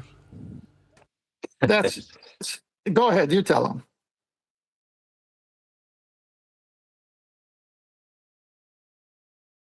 Play the ode song that I did. Hey, the what? You get a short memory? What's going on? You remember all kinds of things I forget. You can't remember what I'm talking about. I can I've just only just imagine joined Nathan. the He's got conversation. about 25 mics round him a bit. Unraveling microphone. I'm very distracted just for now. Just pretend I'm not here. Yeah. Someone remind them what I'm talking about. I think he was the 30 words song he did for me and us. Ode One Deck. He was just saying if you had it to hand, play it. I was just thanking him for that song. I did thank you via text message, but now I'm thanking you verbally. So thank you. Oh, Yeah, it was like good. I really got into it. Yeah, you deserve it. So, yeah, Nathan, play that one if you could push a button and then go back to your mics. It's funny though, because we've been talking about they've got some words or phrases that you can't use over another server. But then I've done exactly the same thing, saying you can't use these words. I'm going to tell you what you can and can't say, but only when you're describing how Earth curve is measured, because them words have nothing to do with measuring Earth curvature, and we all know Earth curvature is in the maths now, don't we? Well, that's the funny thing, and I use funny in a different way here to just make a transition, is that if you're really a flat Earth channel, you would use the strongest argument, which is the strongest weapon against the lies of the world, and yet they say, don't say that, don't say that. So they're not really flat Earthers. They just want to have a channel and listen to themselves. Yeah, we're getting resistance from people that were very close. There was a lot of people that still wanted to argue and debunk a globe as we were moving forward with our front foot, how Earth is measured flat. Well, if you want to debunk a globe, use your strongest weapon. Exactly, and that's what we've been doing. Now, if people are, because they're in the globe cult, they need some time to, get themselves untied, that's fine. But the strongest argument is it's not an argument. It's a measurement. No, I meant the shows that represent themselves as flat Earth. That's who I'm talking about. They need to use the strongest argument, but they're not, because they just want to have the drama. They don't want a quick kill. They want to be in the forest when it's minus 20 and the wife and kids are hungry for that venison. They don't want to come home yet. We were saying this the other day, we have different discussions on this. You picked up on a little bit of an early attempt because obviously when Jin's talking to the normies, he likes to or has to find himself going through these things like you said. But if you're in that arena, then just go straight for the measurement. I mean, that's what we're saying. We've all been. This is what the whole thing has been about. What shape is the Earth? And everybody's been in this years and years, and now we've finally got to the point where we've realised the measurements are flat and the globe is a mathematical concept. So, but you should be thinking, "Wow, we've got there. This is the evidence. Let's just use the measurements." But what's the point of pussyfooting around? Apart from obviously when you're trying to explain things to a certain person. Well, when somebody else has the winning argument and you didn't think about it, what do? That's exactly what it is, 10th man. You hit it right on the head. AI ego lord did not think of it, so he's going to fight against it with everything he has. Yeah, because they can't claim it. It belongs to all of humanity. Measurements have been around a long time. Did you hear? You got that list, Neil? Is it pure celestial navigation? Hold on, I'm gonna read you this, 10th man. This is what AI overlord. This is his argument about the pitch data. See, that's his problem. He thinks it's an argument. So he says, I got it right here, but of course my hand is wet and I can't get to it immediately. But I got it. Give me 1 second. Here it is. Okay. Here it's not. Oh, here it is. Okay. The problem with pitch data is it's not raw data. It's post-processed data. It's what's recorded, not the actual instrumentation. The subsystem has a fusion algorithm, and so the actual measurements are done prior to the fusion algorithm. So the end user output interface data is post-algorithm. Oh, so you mean the basis for pitch data is sea level? Yeah, but that's not raw data, and it's post. No. If you're going to have anything, it's got to have a baseline. It's just got to have something to contrast with. And so what he's saying He's talking more about how the instruments have to work, but have to be encoded in the instrument, the software, the program. What software did they put on the program? Descent and ascent of an airplane and level flight, which is sea level. So they have to have a baseline. Exactly. And so that's what you don't realize, that the celestial navigation argument and building and surveying and what water does at rest, you don't think that's a part of that? Yeah, they go hand in hand. That's what one deck was saying. Well, you have to, because you can't. I don't You can't. understand what his point was. His What point was is he trying to say? His point is he wants to be relevant. Yeah, that's all there is to it, Chalk, because you can't argue that. So I Can't said to argue him- that. Yeah, I said to him, I said, okay, AI, the plane is flying 30,000 feet for 300 miles. What's going on there, AI? He goes, what? The plane's just flying, dude. Yes, 300 miles parallel to Earth's surface. Exactly. No, that's an egg. It's not exactly flat. Flat's likely. As well as that one, I can't. That's on the list. That's a bad argument. So to use it. Not that it's an argument. Pitch data. There is celestial navigation on there, isn't it? How they worded that though, I can't remember. They worded it in such a way. I can't remember. Well, the word you just said is the key. Pitch. Pitch from what? Well, horizontal. Sea level. Duh. I mean, why would you say it's pitch data unless it had something to pitch away from? Exactly. Eggs flatly. Eggs flatly. I like it.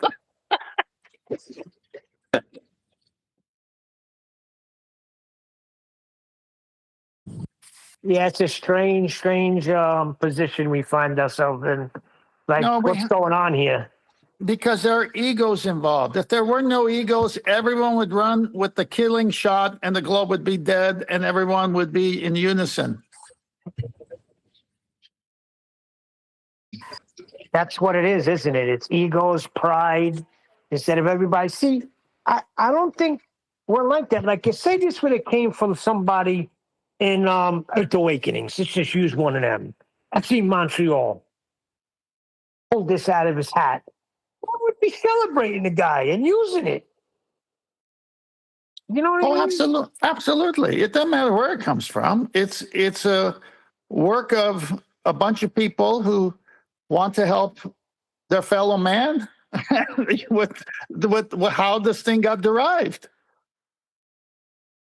Who was that guy? Access denied. I know it didn't say that, but that video that guy came out with.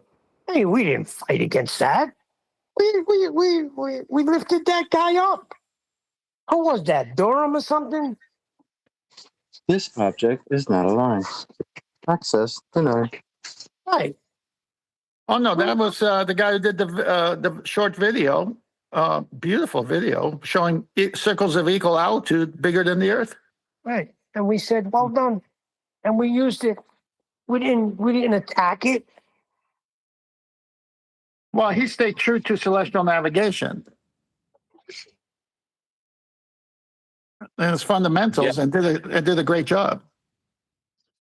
That is a good one. That I think Brian actually went over that at some point. As after that, I don't know. But yeah, just their so-called area of the globe, something like 3 circles of equal elevation is just overshadows that by miles and miles and miles. Actually, these measurements. That was his CAD. That was his computer CAD program, which is the modern day version of that video Nathan showed. Yeah, that's the one that correct. he was trying to see if the computer could read an angle from a curved line. Correct. It clearly said this object is not a line. Could not get That's an right. angle from. Right, And but to we didn't say, one what deck is this was guy, saying. an idiot? What's wrong with him doing that? We got celestial navigation. Pay attention No, to that. We just no, said, In, nice job.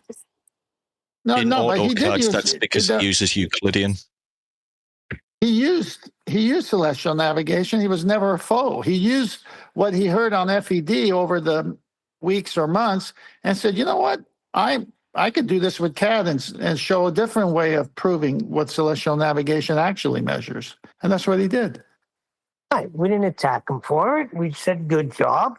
Nice video. Brilliant. No, that's not. You're not using the right words, Neil. We weren't offended with our egos being bigger than they should. Yeah, exactly. That's my point. Yeah. So someone else came with something that we couldn't do or did to that point, and we applauded them. We didn't say, "Oh, well, did you get permission from us to do that first?" Or we don't care. To what one deck was saying with the list, it's number 4 on bad arguments. I just had it. Yeah. List of bad arguments for flat Earth. Number 4, solar/Polaris elevation angles prove a flat Earth. Say that again. It's the list from 24/7. Let's see. Help me make a longer list of bad/misused flat Earth arguments. And number 4, solar/Polaris elevation angles prove flat Earth. So the context is that a so-called flat Earth channel is saying don't use this argument, and it ranked as the number 4th on the list of so many that you shouldn't use with a baller. Is that right? That is correct. Yeah. What they're saying is you shouldn't point out that an elevation angle to and from Polaris using sea level as the horizontal baseline for the elevation angle. They're saying that's a bad argument to prove that the surface of the ocean is horizontal and level up to 5,400 nautical miles. Well, that's exactly what the tool, the sextant angle, elevation angle does do. Exactly. So That's weird. It's not an argument, is it? You can use the sea level. It's a measurement. Yeah. And you're using the surface of Earth to obtain the elevation angle. And Well, it's across not the distance. Let me ask. So whoever's trying to put that on the list of bad arguments, are they saying that other elevation angles are okay to use as a good argument, and this one in particular is just bad? Or they're just saying elevation angles altogether are just bad arguments? Using an argument that ends the argument is a bad argument because it ends the argument, making it a bad argument. It's just a measurement of a flat Earth. Therefore, it's not actually an argument at all, but apparently it's a bad argument because it ends the argument. That's right. I mean, Basically, that's why. No, but that's why I wanted him to read it out, because they don't just say celestial navigation. They point there's a difference between an elevation angle from Polaris or another star or the sun. But for some reason, they're saying if you're using Polaris, measuring elevation angles to and from it, at sea level, that's a bad argument that to prove that the surface of the ocean that you're using for the elevation angle is flat. No, I got to correct you, Nathan. It's not that we're ending an argument. We're ending the illusion that there's an argument. Yes. Very well. But it's not just strictly for Polaris. It's Polaris/Sun angles. They put the they're in the world of hurt because you have 4 separate horizontal lines in all of navigation that represent Earth's surface, and they're all parallel to one another except for that semicircle that they put in mathematically. And what also ends the argument is prior to the retirement of the SR-71 spy plane. Now, this thing was well ahead of its time. And that's a whole other presentation that I'm maybe a quarter way done, but I had to take time off, obviously. But they would input on tape, in those days, actual tape, the flight of the SR-71 spy plane at the ridiculous speeds as it was going. If it wanted to make a right-hand turn, it would cover 180 miles. That's how fast it was going. And the pilots, once on ground, 30 minutes before takeoff, were going through the checklist, would put in this pre-flight on tape, and it would use the land, the plane, the tarmac as the baseline, and the angles to the stars where they would be in advance. And the flight of the plane was based on the star location and the Earth and elevation angles.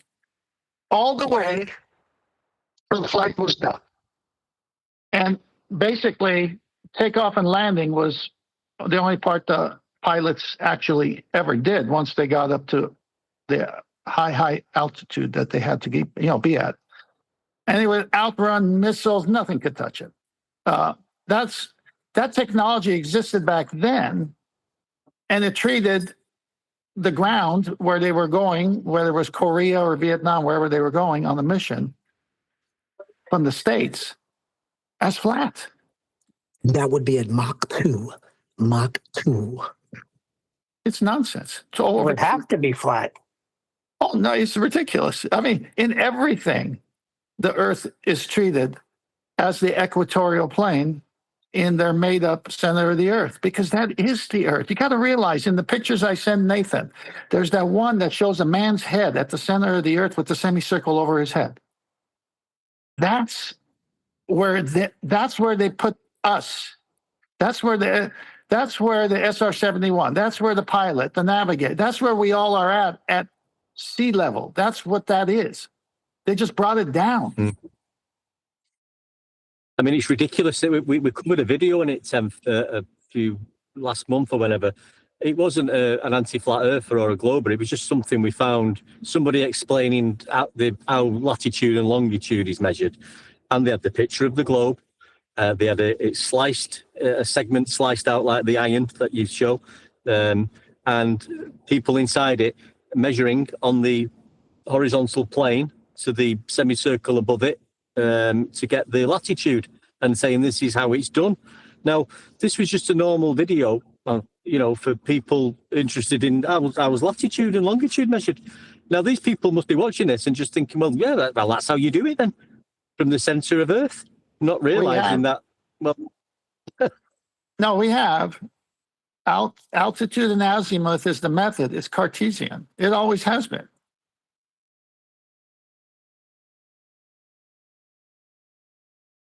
It can't be anything else. How you doing, 10th? How you doing? I'm good, man. I was just saying, I haven't been able to make the shows much because of timing where I'm working now. I don't get that free time. But I had mentioned, and they know the Nathan and that regarding the measurement aspect, you've been saying this since 2023.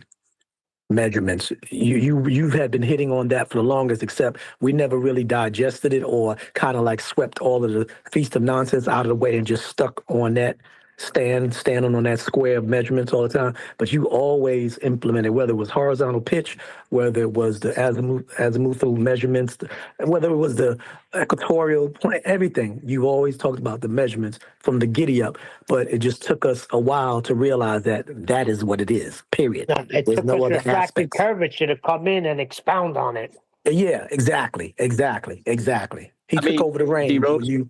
Yep. We went through this yesterday, and we came to the conclusion it was actually me who came up with the old when the globe is measured poem came out. That's when it all started, mate. You know what I mean? It's all down to me. That's right. Let's give credit where it's due. Nah, Brian was saying it for years. It's just that Nathan was treating refractor like a special boy, so he paid attention to his special boy.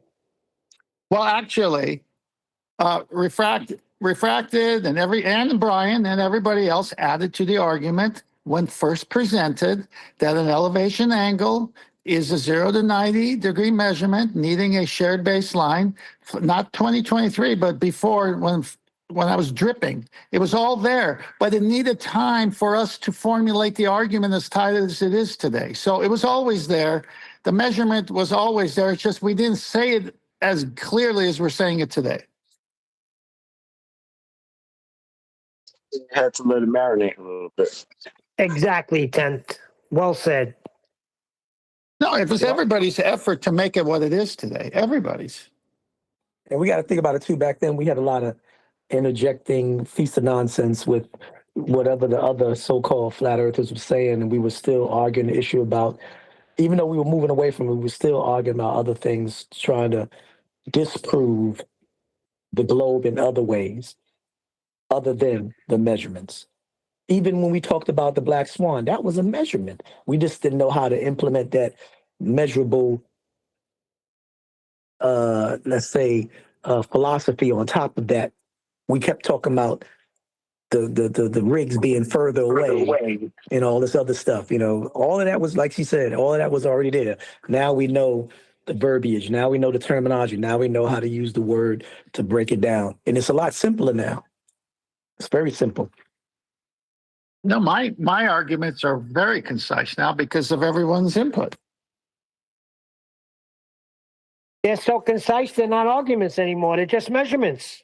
Exactly. And that's what happens when you have time to do it in real life with opponents.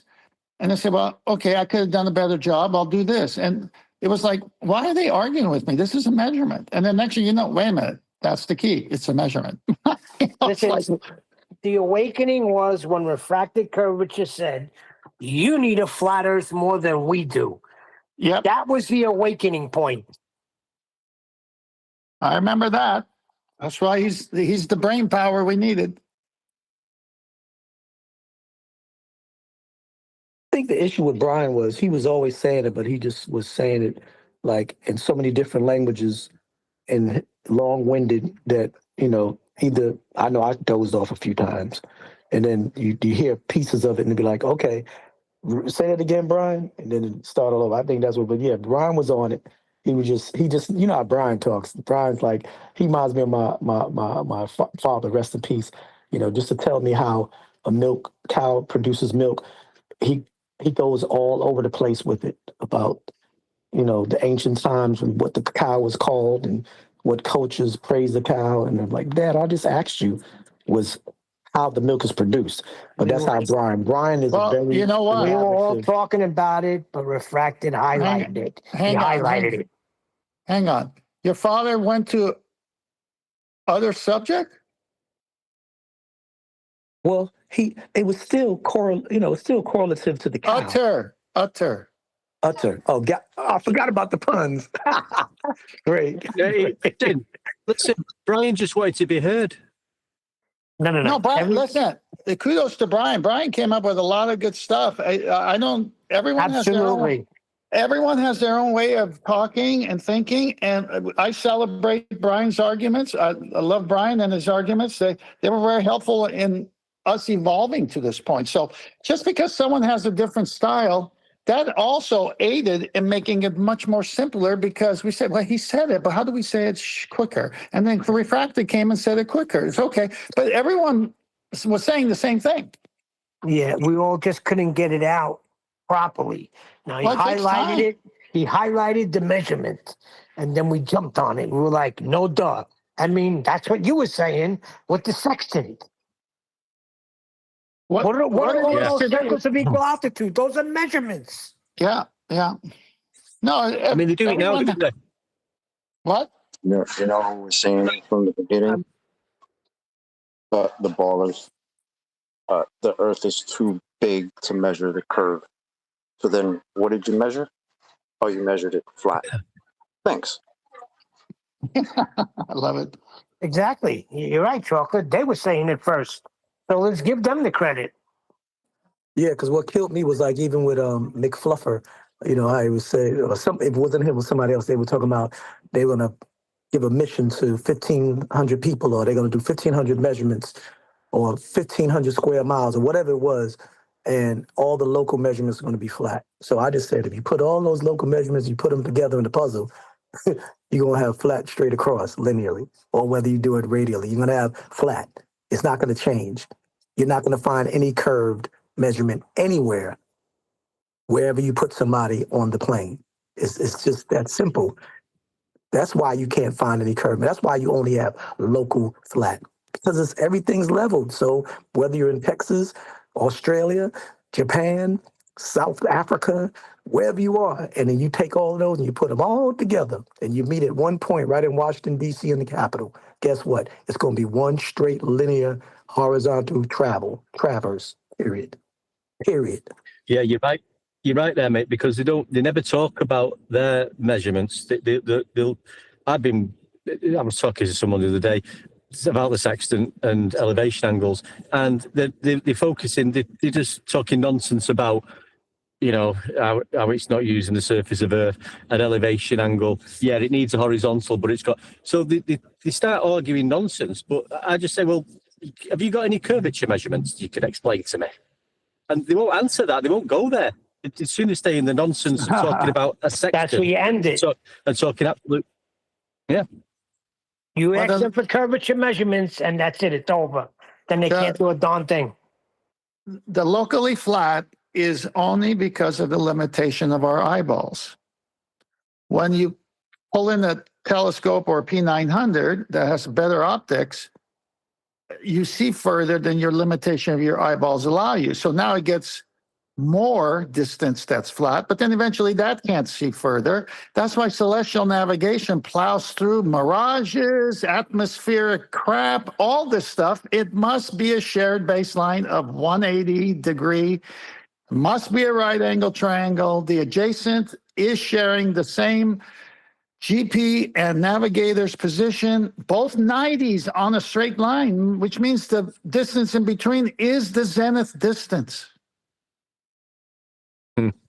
It's what, in my opinion, it's one of the best. It's not an argument. It's one of the best facts that you're using the surface of Earth for these distances. And I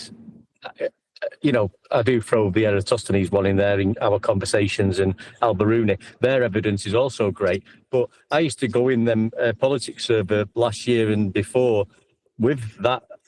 I just exactly what you're talking about now, about using sea level, having the 2 points across it. Once you bring the eye down to surface level, and that distance between them 2 points along sea level can be distances up to 5,400 nautical miles. I mean, I was getting on everybody's nerve that much. They used to start calling me the elevation guy. Where's the elevation? That's what he was calling me in there. There goes that elevation guy again. Talking about measurements. Kick him out.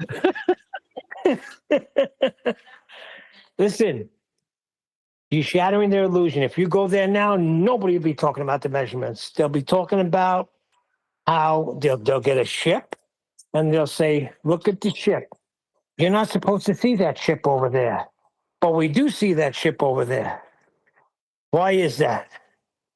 Well, it's very strange. Do you remember when you say it's worse than that, and then everyone would come in with it's worse than that?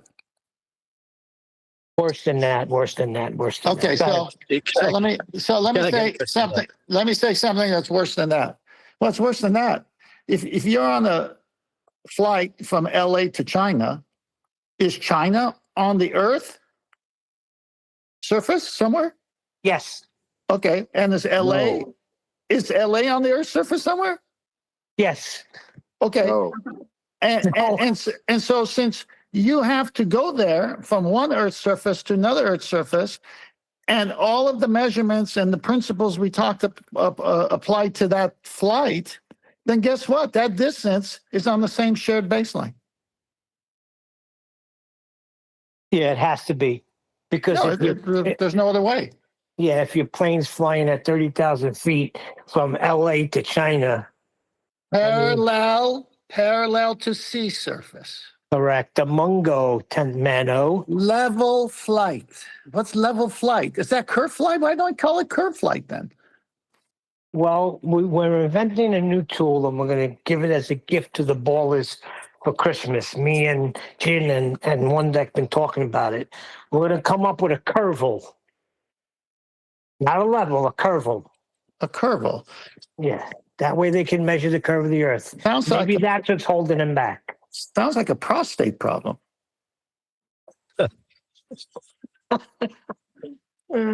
Let me read something that I shared from the Equatorial Mount telescope and how it functions. And this is from a certified baller type of channel, which would say the Earth is a globe. They just don't know it is mathematically. This is what they say. The celestial equator is a projection of the Earth's equator in the sky. Declination of an object describes the angle to the celestial equator. Now, let that sink in.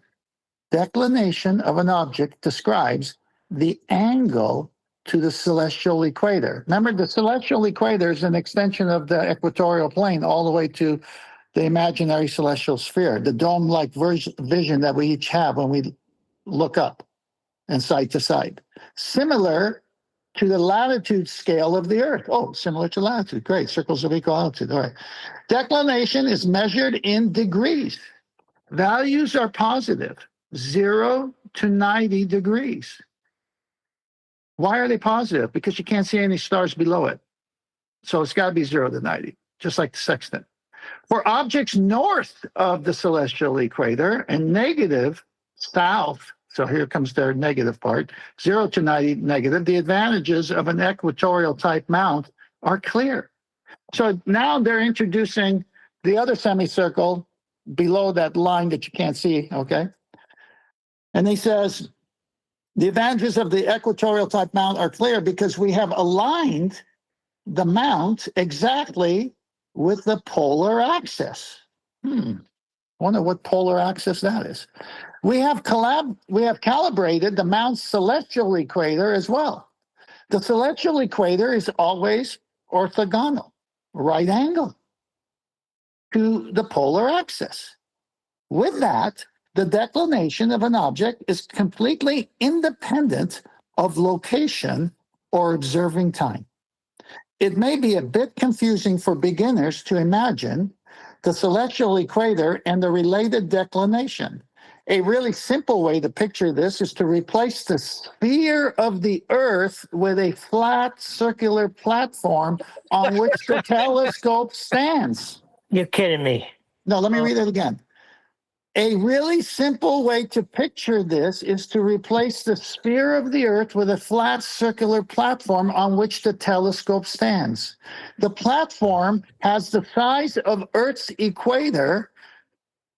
Well, I'd like to see David Copperfield do that one. And the axis is the polar axis. Even when moving the telescope to any place on this disk, the declination of an object will be always the same. Famous Andromeda galaxy, M31, can, for example, always be found December 41 degrees, 16 minutes. This is independent if we observe it from New York, Los Angeles, or Munich. Welcome to Flat Earth. Wow. Yeah, but listen, Sam, that was great. But this is, like I said before, Dave Triangles McKeegan did it last week when he was demonstrating the elevation profiles. Yeah, from the horizontal sea level, 0 degree baseline. And then he went on to say, it's just easier to demonstrate it this way. It's easier to do it flat and horizontal.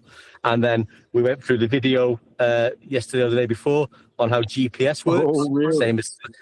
Same as celestial navigation. And the guy at the end did shown us everything in 2D, circles of equal altitude to get your distance, your 3 fixes using GPS on a 2D plane.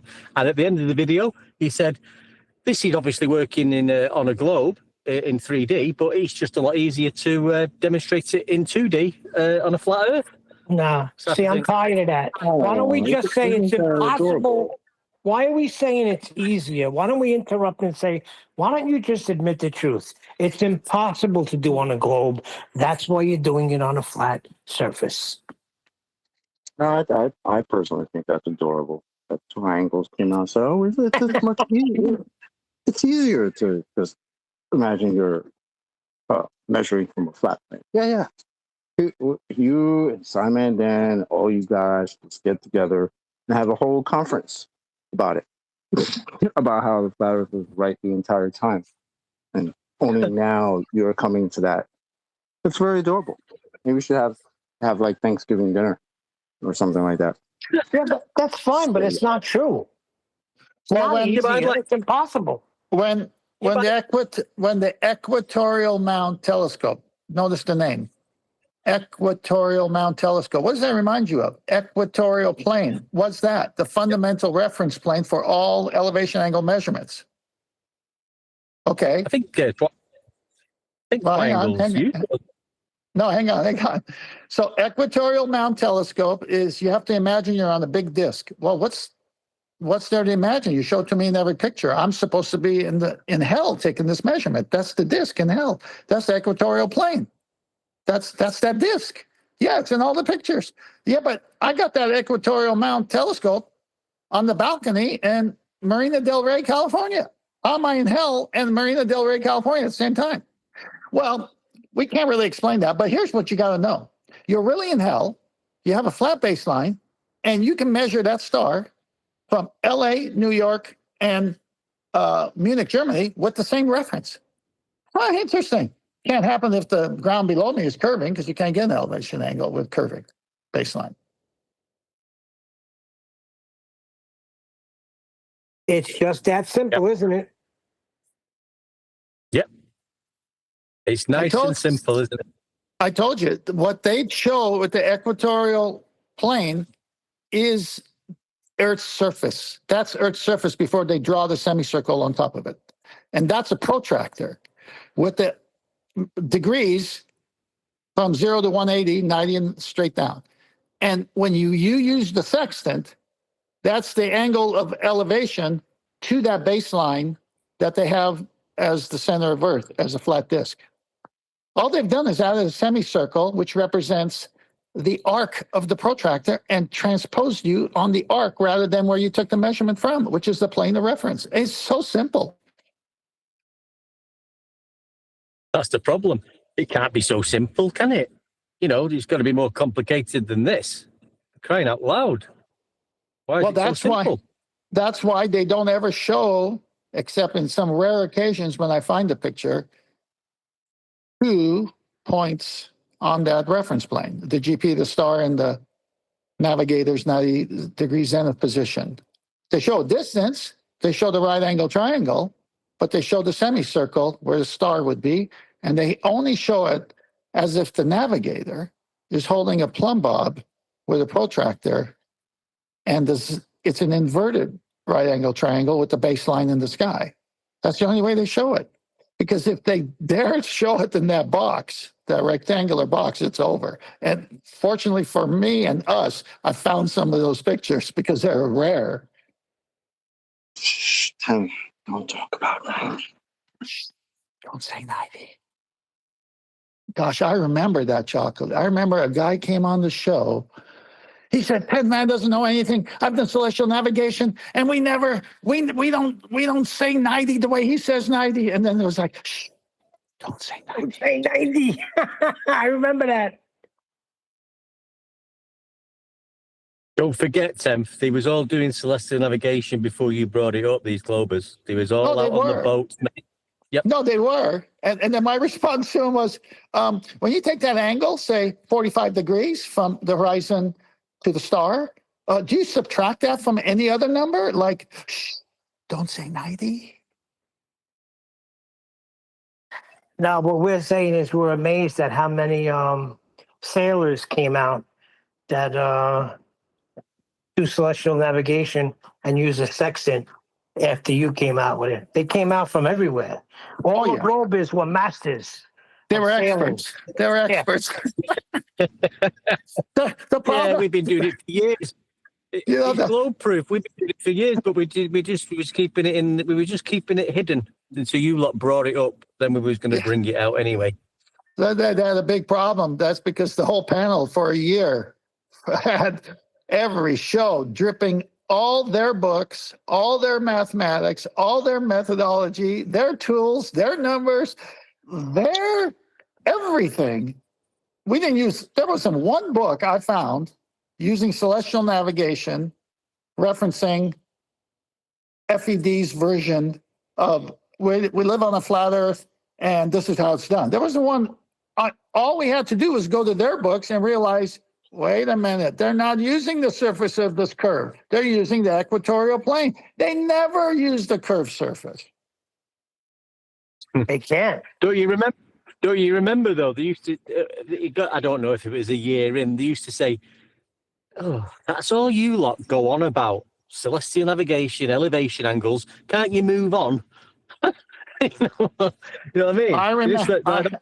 Yeah. I remember the epic show when Bev came on fighting it, and I'm just waiting in the wings, and I pop in at just the right time and say, Bev, that's not true. You told me that when you see Polaris, you know exactly where you are because of an elevation. You told me that, Bev. You Oh got him. I my remember gosh.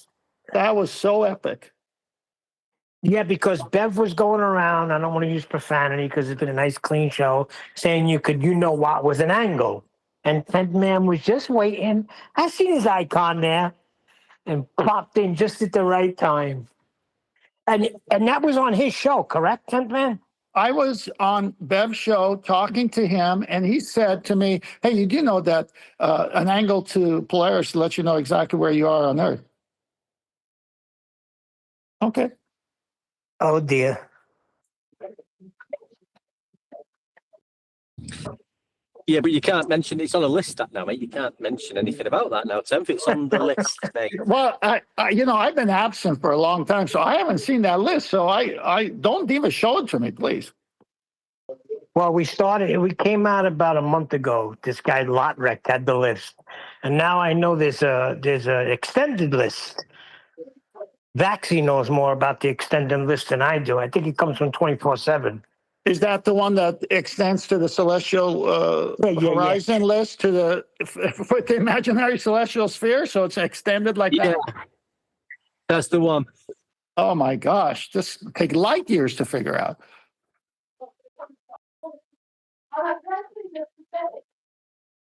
You know, somebody should write a book about this show.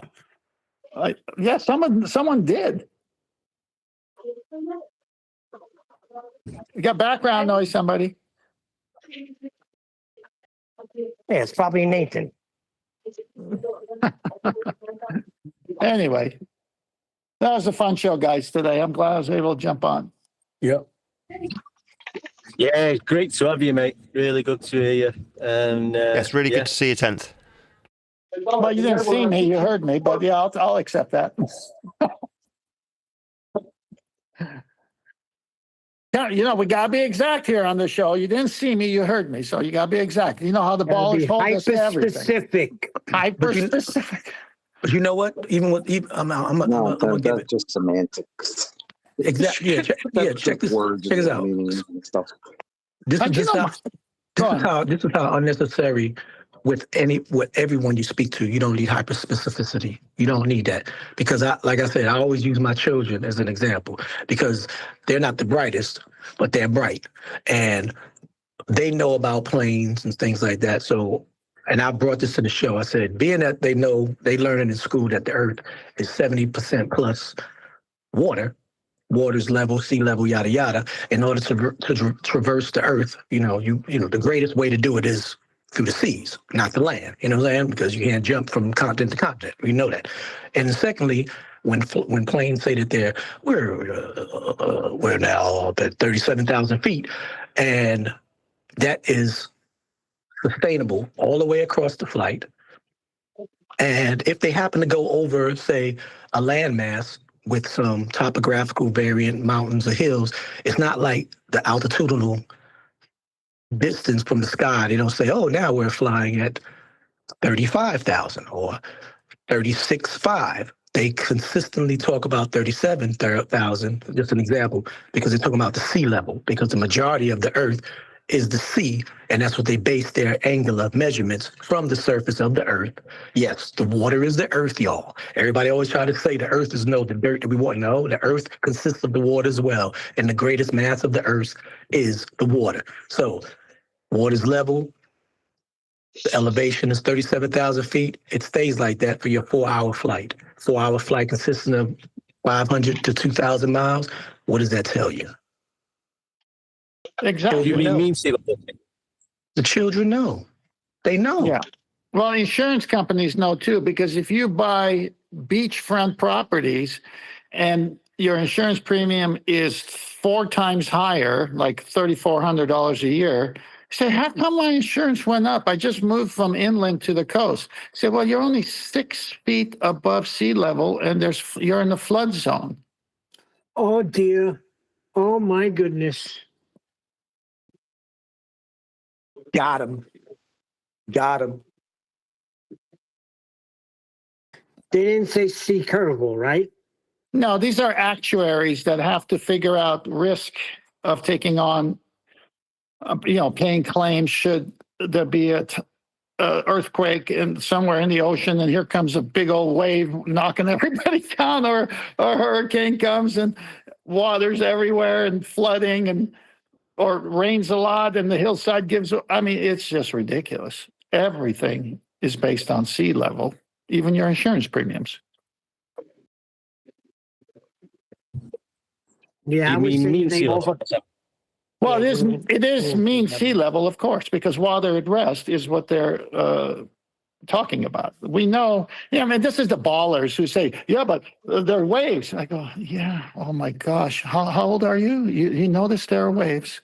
Well, why don't you just pour a glass of, since we got gin here, gin and tonic, and move the glass. Oh, you made some waves. Okay, now put it on the counter. Now put it on the counter, what does it do? Oh, it acts like a spirit level and water's at rest, and it tells me I'm level. Exactly.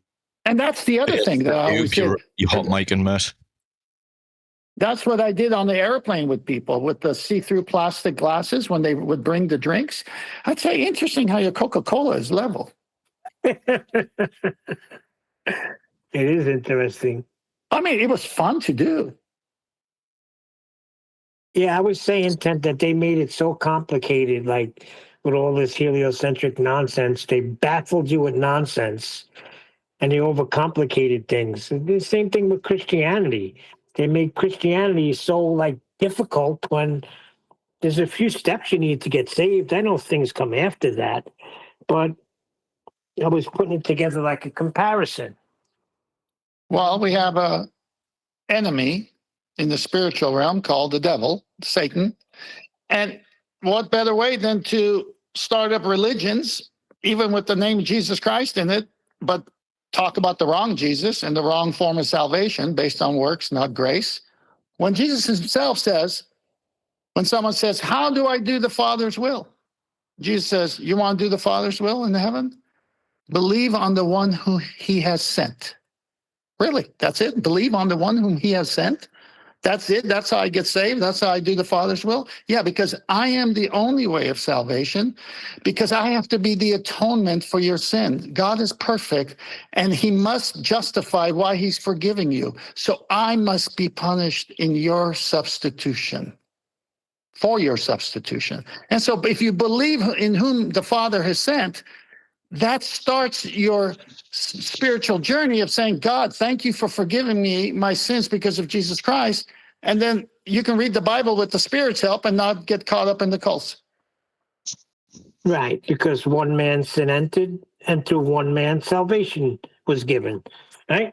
And they do the same thing in heliocentrism. They baffled us with all the mathematics and made it so complicated that when we're saying it's just measured flat, people are saying it can't be that. It's too easy. It's got to be something more complicated. I've got hundreds of books, and I'll show you that they say it in their books. Would you believe it then? Well, that's the thing. We use their books, right? Well, that's the way you kill them. Yeah, but even in the, I'll keep going back, I said it before, Eratosthenes, if you just, anybody who reads it, they'll miss it. They will miss it in the first instance. He'll describe what he did. He'll describe how he measured. He tells you the presuppositions, and then he'll tell you about the calculation. They're telling you it's all there. They're telling you it's a mathematical calculation, and that's something we've spoke about on this show today. It's mathematical. The globe heliocentric model is mathematical. It's not reality. A tangent line is mathematical. Even AI admits to it. Yeah, how you yes, call it height above sea in English? You just said it. Do you have a name for that? Height above sea. You just said it in English. Is that elevation? Yeah, I was going to say, Sasha, elevation. Altitude, maybe? That's the word. That's an English word, elevation. Hey, you're gonna listen or you're gonna keep yapping? I'm not yapping. If you're gonna use an instrument to measure height above sea level, what is your reference plane that the height is above? I asked this question. In English asked the language. Question, what is your answer? Me that question, and you'll have your answer. Do you know why I'm asking this question? Do you know why you're avoiding my question? No, he's a flatty. Relax. Yeah. Well, I don't understand Jesus why he's Christ. not answering my question. Man, I want to tell you. Only want to tell you this. It's only about the language. In English language, you will say elevation, and people will understand you. What is that? That will be the height above the sea level. I understand that. In my language, you don't use the word elevation. You say height above the sea. Yeah, that's fine. That's synonymous. Fine. That I wanted to tell you. One is measurement. What? It depends. Are you measuring to your eyeballs and you're 6 foot man right at the seashore where the water meets the sand and you're 6 foot high? Your eyes are 6 foot high above mean sea level. Is that what you're asking? No, I'm saying this in my language, where you are on mountain, you could say I'm 1,000 meters elevation. That's in English. In my language, I'm 100,000 meters, 1,100 meters above the sea. Sasha, you just talk about language. It's all measured the same. It's a language barrier you're talking about. It's still measured from sea level. Nothing changes in the measurement. No, I'm telling you, and in my language, it's telling you directly what it is. Without elevation, you need to think, what is elevation? What is the height of the sea level? That it's telling you in my language with these words, height above the sea level. Yeah, that's how it is done. That's how it's measured. Everything all across the surface of Earth from sea level. The 0 degree I understand what you're saying, Sasha. Understood. Okay. Can you mention synonyms for height in your language, please? Visina? No, synonyms for the word height. You know, the word you're using. Synonyms. In my language, it's only one word I could say. What? What's that word? One word, yeah. You say Visina, you know what that means. What's the word in your language that doesn't have a synonym for it? He's saying it's height. I think he's saying it's so simple that in his language they don't even use the word elevation. It's just height. Exactly. Yeah, that's what he's trying to say. Sasha, man. Yes. Yes, right. Correct. So what's so big about that when they actually both validate each other? No, yeah, I'm just saying how it's so simple, even in the language, simple. but people think that still the Earth is a globe, for example. But it's in language. It's telling you with the words what it is. Yeah, so is sea level. And elevation is height above that. It's the same thing. Yeah. Yeah. Like in English, yeah, sea level. Yeah. Well, if I was in Russia, I wouldn't be speaking English, would I? I'd have to find out their language and use their words, but it's still the same thing. I still don't know the point. Elevation is height above sea level. It's exactly the same. Yeah, he's saying in his language is plain and simple. Elevation is a Latin word. Man, I could say elevatia. That means that's like a technical word. That's somehow you use to put in a book or something like that, you know. But when you speak about mountains or something, you don't in our language you don't say elevatia. You say height above the sea. Right. And I'm saying to you, in your language, that's satisfactory. But in other languages, the same thing causes satisfaction by using a different word. Yeah, I mean, for example, for the plane, you know what is plane? It's flat things, flat region. But it's plane, it's another word, like a synonym. For our, it's ravnica, it's one word. That means flat. It's coming from the word flat. That's what planes are normally flat, yeah. Just a different language, Sasha. But in our language, it's properly that. It's coming from the word flat. You can use other synonyms, but they're using word flat to describe that region. What's your language, Sasha? Serbo-Croatian. Great. In your country, I'll use that word. In my country, I use elevation. Yeah, I know. It's a Latin word. So what's the point? I don't get it. Jesus Christ. King of Kings and Lord of Lords. My goodness, don't take the Lord's name in vain. Sasha was just trying to say it's very simple in his language. That's it. There's really a problem between the two. Yeah, but Neil, it's very simple in any language. Our Earth's measured. Elevation is height above sea level. Height is forget it, Sasha. Yeah, I know. Anyway, I got Sasha's point, but I'm trying to tell him to relax a little bit because in our language, it decries the same interpretation because that's in our language. It's the same word used by the word elevation because when you look it up, it tells you what it is. Yeah, of course, I'm not disagreeing that English language is a bit, saying something differently. Yeah, but it's the same thing. It's the same as yours. So we honor different languages. When I speak my mother tongue, I say, well, this won't make sense if I literally explain it. I can't explain it. Come on, they spell Philip PH instead of FI. The Don English, they complicated everything. For example, I will give you a better example. Evidence and proof. Isn't that the same thing?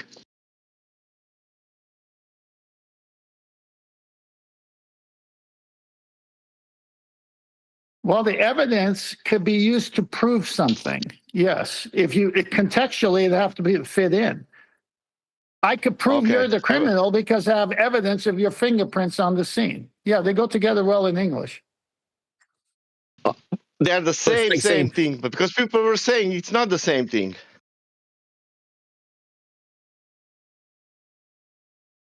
Well, the evidence of a globe Earth measurement is actually a flat Earth measurement, so that evidence isn't true. It's not proof. Can something be evidence and not proof?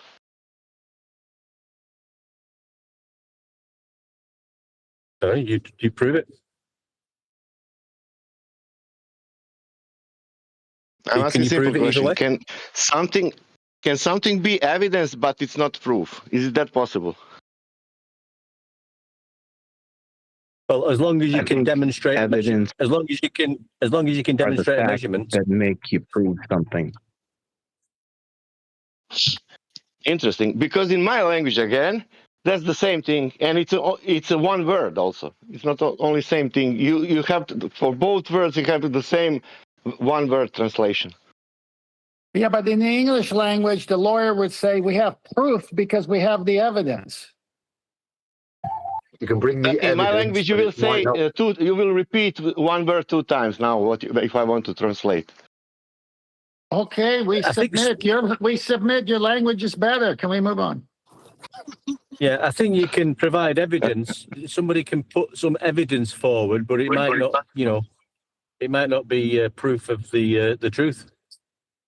I'm with anybody who spells pharmacy with an F and Philip with an F. F off.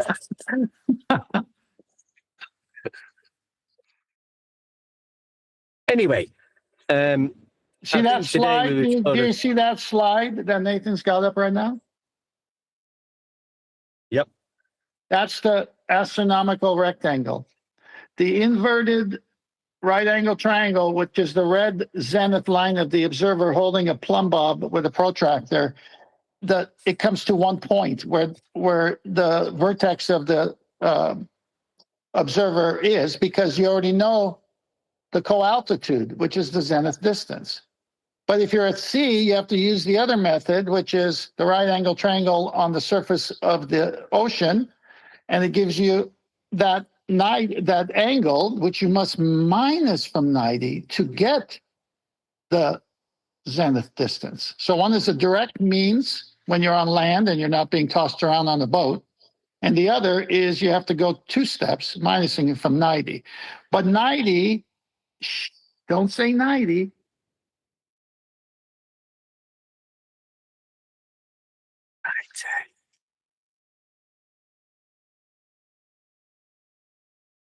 And that's, if you look at this picture and you put a semicircle on it, this is how they do it. And that red dot, instead of being the surface of the Earth, is at the equatorial plane instead of where they show it right there.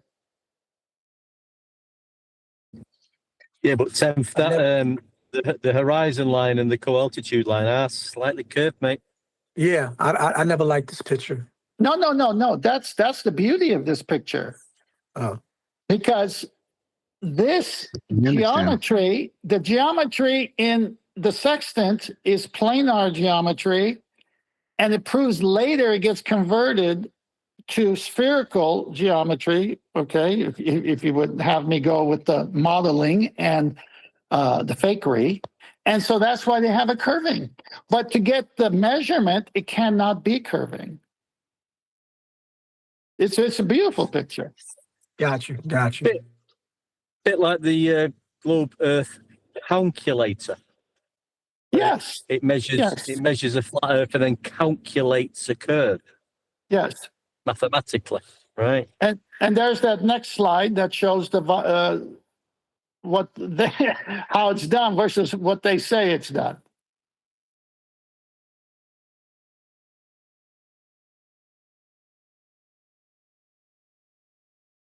Yeah, and these are things that normies don't notice. Like we're saying, we've been over videos of all that, of people explaining how Earth latitude's measured from inside a globe on a flat horizontal plane, which never in a million years has ever been done. But normal people looking at, I've got to do a latitude and longitude project for college. I'll just get some YouTube videos up and you'll get a guy, not an anti-flat earther, just a guy who's been told and understands that we measure latitude from the equatorial plane inside a globe. Right, but no one has ever been there. But they are genuinely doing what the mathematical derivation shows them how it's done. They are not taught to go back to the origin of the measurement that was empirical and then later change mathematically. They're in the mathematical, how can I put it, reality, false reality as it is. They're not in the real reality. I mean, they're holding a tool that measures the real reality, but they're thinking they're in the mathematical reality. Well, they're in the illusion. They're in the mathematical globe illusion. Yeah, exactly. They're talking about what came after the flat Earth measurement. Right. Not how that got there in the first place. It's only the tiny titter-tosser steps. And that was the basics of it. It was the tiny titter-tosser steps of an elevation angle over surface level and line of sight parallel to each other and depression angles. That's all there was to it, to come up with this nonsense in the mathematical world of conversation about the globe and measuring angles from within the sphere where no one's ever been.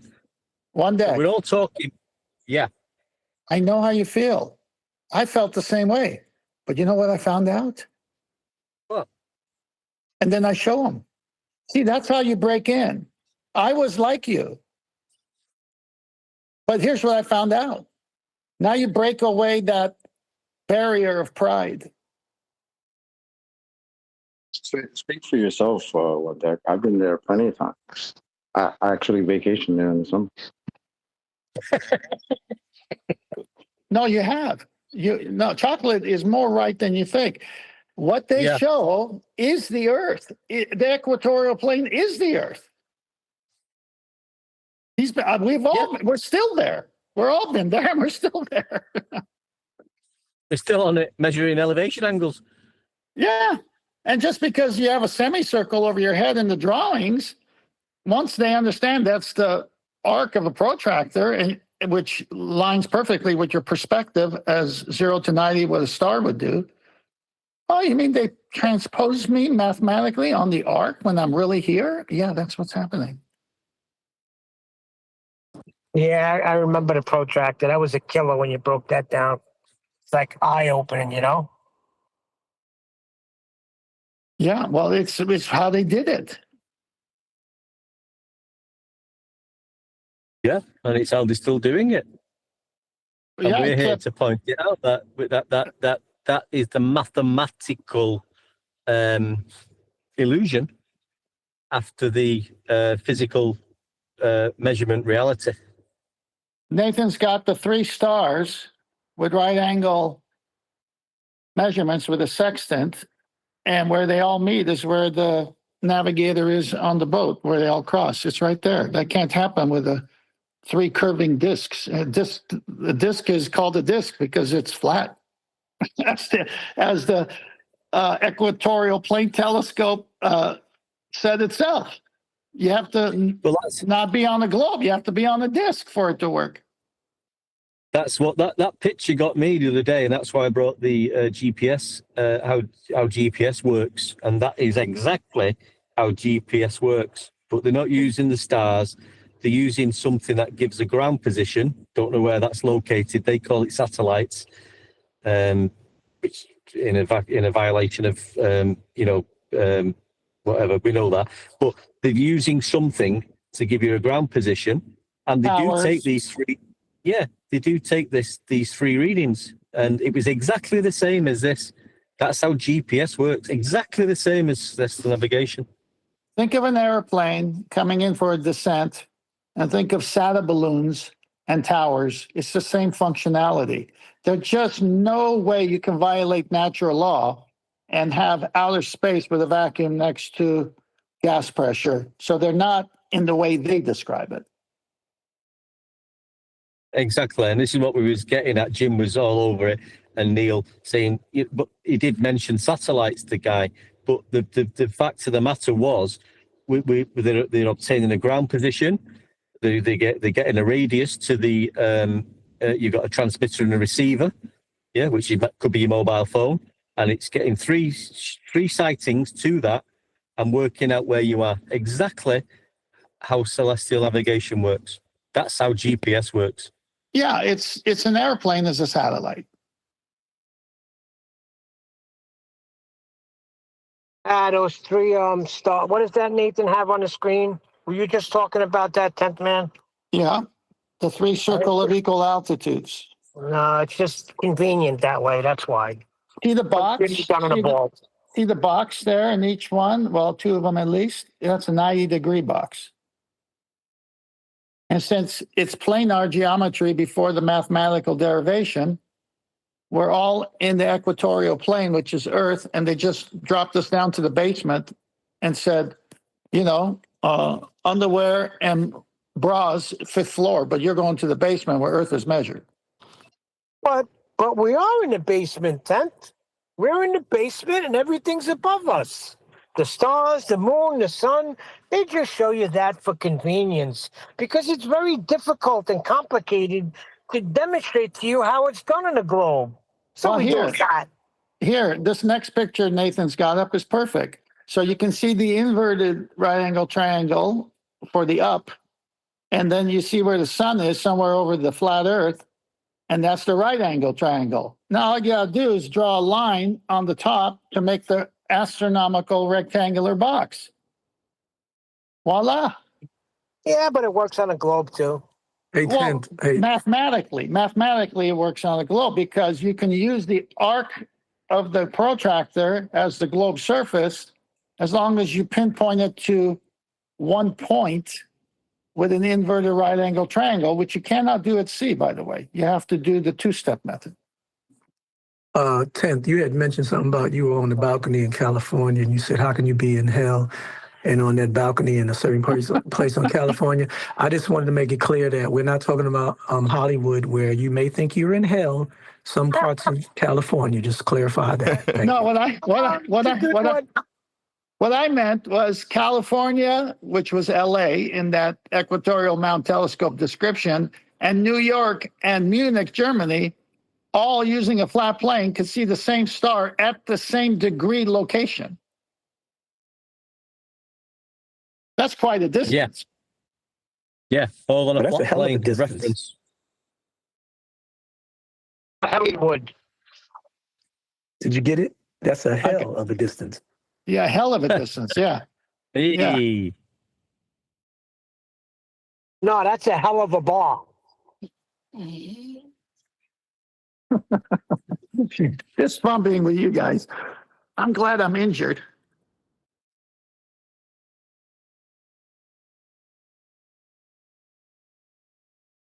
Yeah, we got intestinal fortitude. What do you mean you're injured? Oh, that's a very good pun right now.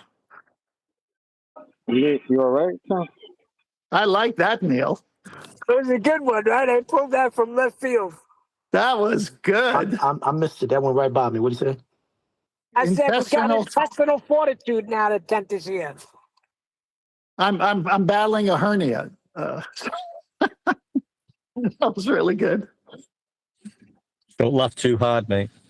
I'm pushing on it right now as I'm laughing. Trust me. If you saw me, I'd be Napoleon walking at the moment. Napoleon Bonaparte. Oh, that was good. This coffee is not mine. I will sell New Orleans to the Americans. J'aurai toujours from the toit. You know, it just reminded me as I'm thinking about how to come back to your nice pun there. I wonder if in the Bible where it says they were girded by their loins, they all had hernias.